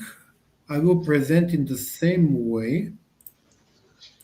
You will put it in the platform first. I'm trying to put on the platform, but... it shows. Okay, good. Okay, so next presentation, again, the same problem. I was... Okay. There was a problem. Colleagues from Volgograd, they was just informed me that they cannot lock the YouTube, not the Stream VUIART platform. So they asked me to give a short presentation about them.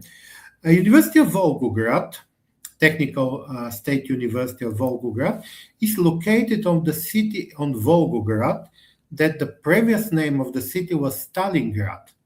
This is the place where the big battle between Nazi and Red Army was happened in the Second World War and changed the way of how the war was going. So Red Army, the Russian army, managed to finish with the Nazis a few years later.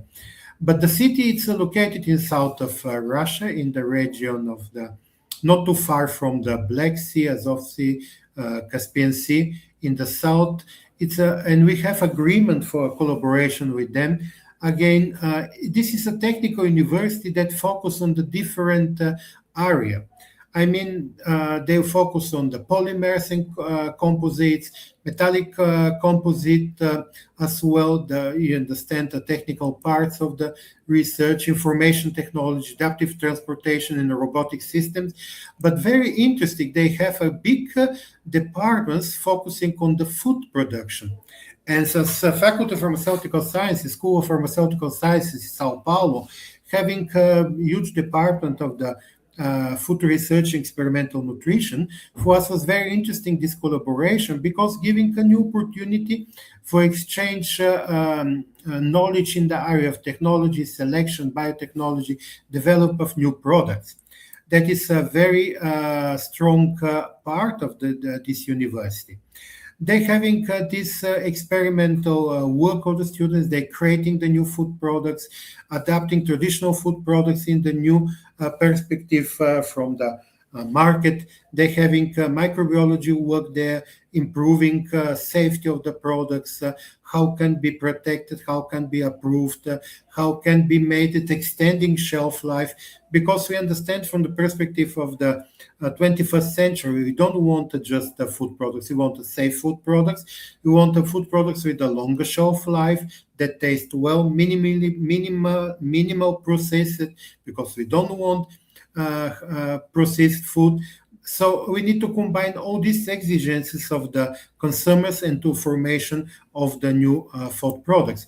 And Valentina Khramova, our collaborator, we already have a couple of projects working together, having joint publication. It's a head of the Department of the Food Science there, and as well is open for some collaborations with the other colleagues. So in behalf of the colleagues from Volgograd State Technical University, thank you very much for your attention, and hope some colleagues from the other units maybe will be interested for collaboration directly with them. So please contact them, no problem. And our students as well, if they have some interest to join their research programs, they are open for these collaborations. And now, thank you very much for your participation. Thank you very much for Anna, for all the technical support that was giving and trying to solve all the problems. Sorry for the problems that we have with some of the presentation, but technical problems can happen. And Susanna, please, if you can log now, will be great for you to give some words for closing this workshop. Okay, ladies and gentlemen, as we conclude this first edition workshop on internationalization in the pharmaceutical fields, FCF partnerships, I want to sincerely thank each of you for your active participation and valuable contribution. Over the past sessions, we have shared knowledge, exchanged experience, and explored how global collaboration can drive innovation and improve access to health solutions worldwide. What became clear is that the internationalization is not only about expanding markets, it is about building bridges, harmonizing standards, and creating opportunities to serve students, professors, researchers everywhere.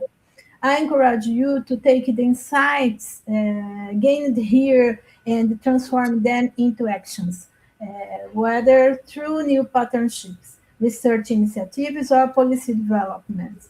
The futures of pharmaceutical innovations depends on our ability to work together across borders. Thank you once again for your dedication and vision. Congratulations to all for making this workshop a success. Bye. Thank you very much, Susanna, for your words. It's always a nice pleasure to work with you. And let's hope maybe next year we can try it again. We can present a new partners to the university. And sorry that we was not able to have connection with the colleagues from Peru and from Colombia, but most probably they have some technical problems. I tried to contact them by email, but there was a problem. But thank you very Professor, much for your Universidade attention. Católica entrou. Ah, ok, ótimo. Vamos colocar eles um pouco atrasado. Ok, who is Okay, online? Thank you, Susana. Lamentamos la demora en nuestro ingreso.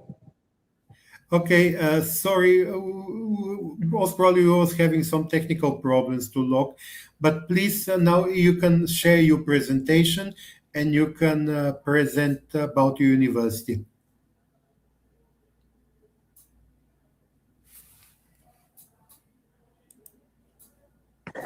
Yes, we have a little of technical problems to log into the reunion, but we could make it. Good. Yeah, so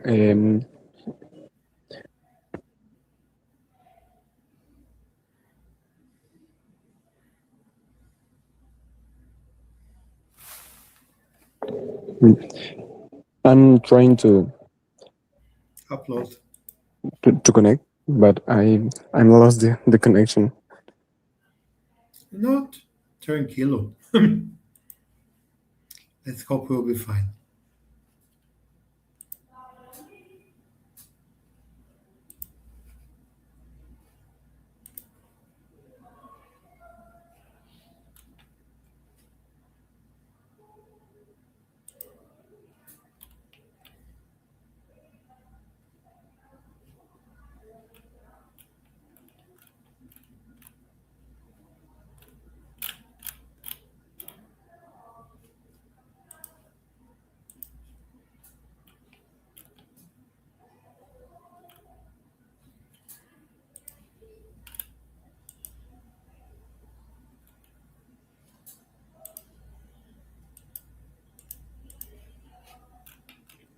It's working.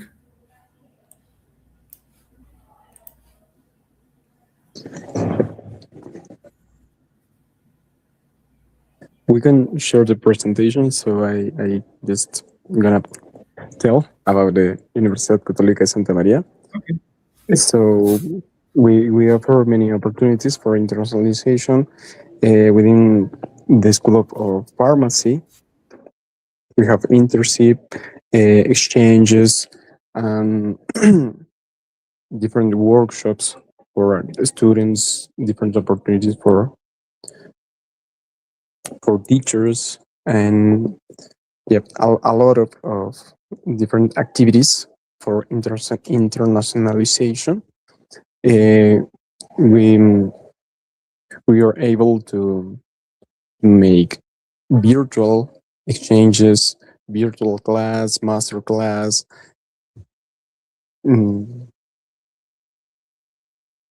We also participate in COIL projects, so we could offer different internship for hospitals, for clinics. We have different opportunities for labs. We have inside the university different labs for biotechnology, for pharmacy, for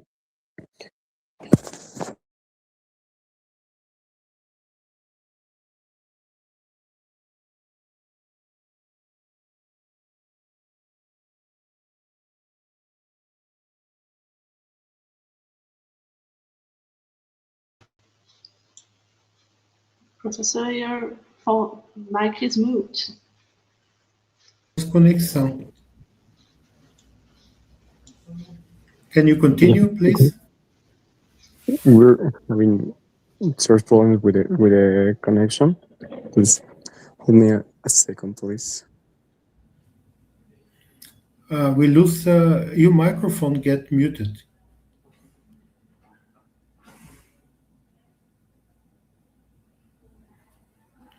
Your microphone is muted.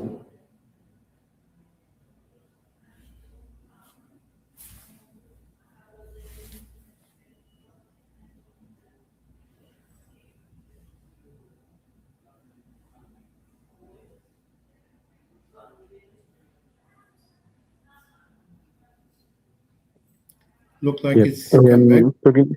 Talking about the Universidad Católica Santa María, it's located in Arequipa, Peru, and is one of the most recognized private universities in the region. We're known for our strong academic programs, commitment, and research. So, our focus for forming professionals and solid ethical values. One of the most important aspects of our university is the commitment of the internationalization. In a globalized world, we're having international experiences no longer just an advantage, it's essential. The university understands this provides our students with multiple opportunities to connect to the world. We have various agreements with various institutions around the globe and participate in obviously exchange programs, and we are the where they can study abroad for a semester, for academic year. This experience helps our students to improve their language skills. We teach Spanish, we teach Portuguese, so we have a lot of opportunities. Students take part of international internships, so these opportunities allow them to apply their knowledge in real-world environments while learning about global work dynamics. This is not only strengthens their professional profile, but also increases their competitiveness in the job market. The university promotes virtual internationalization through online programs, collaborative projects with foreign universities, and international courses. This ensures that even students who cannot travel abroad can still gain global exposure. In conclusion, the Universidad Católica de Santa María offers a wide range of international opportunities that helps students grow academically, professionally, and personally. This experience prepares them for face global challenges and become leaders in an increasingly interconnected world. Thank you.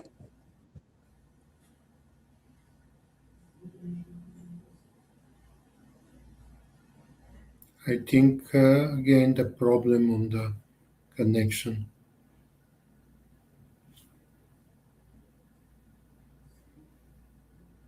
Let's see if they will manage to come back.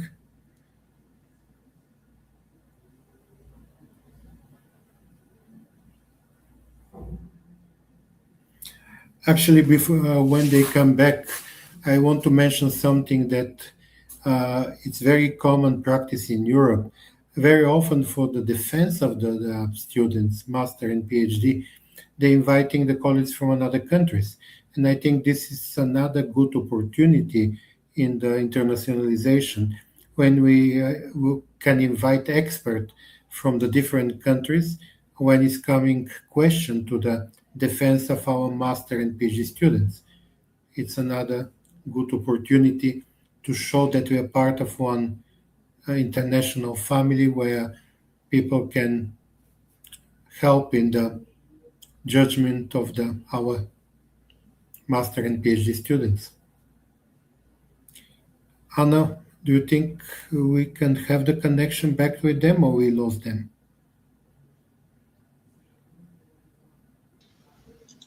Professor is saying that they have internet problems. Okay. Thank you very much for all the participants. Thank you very much, Susanna, for your beautiful words related to our workshop. Thank you to all the contributors. And maybe, as I say, maybe we can try to have it next year again with the new collaborators that we're going to have around the world, and showing some of our students that been abroad and come back, and the students that come from outside to study in Sao Paulo, and to show their experience. Thank you very much for your attention, and até a próxima. See you next time. Thank you.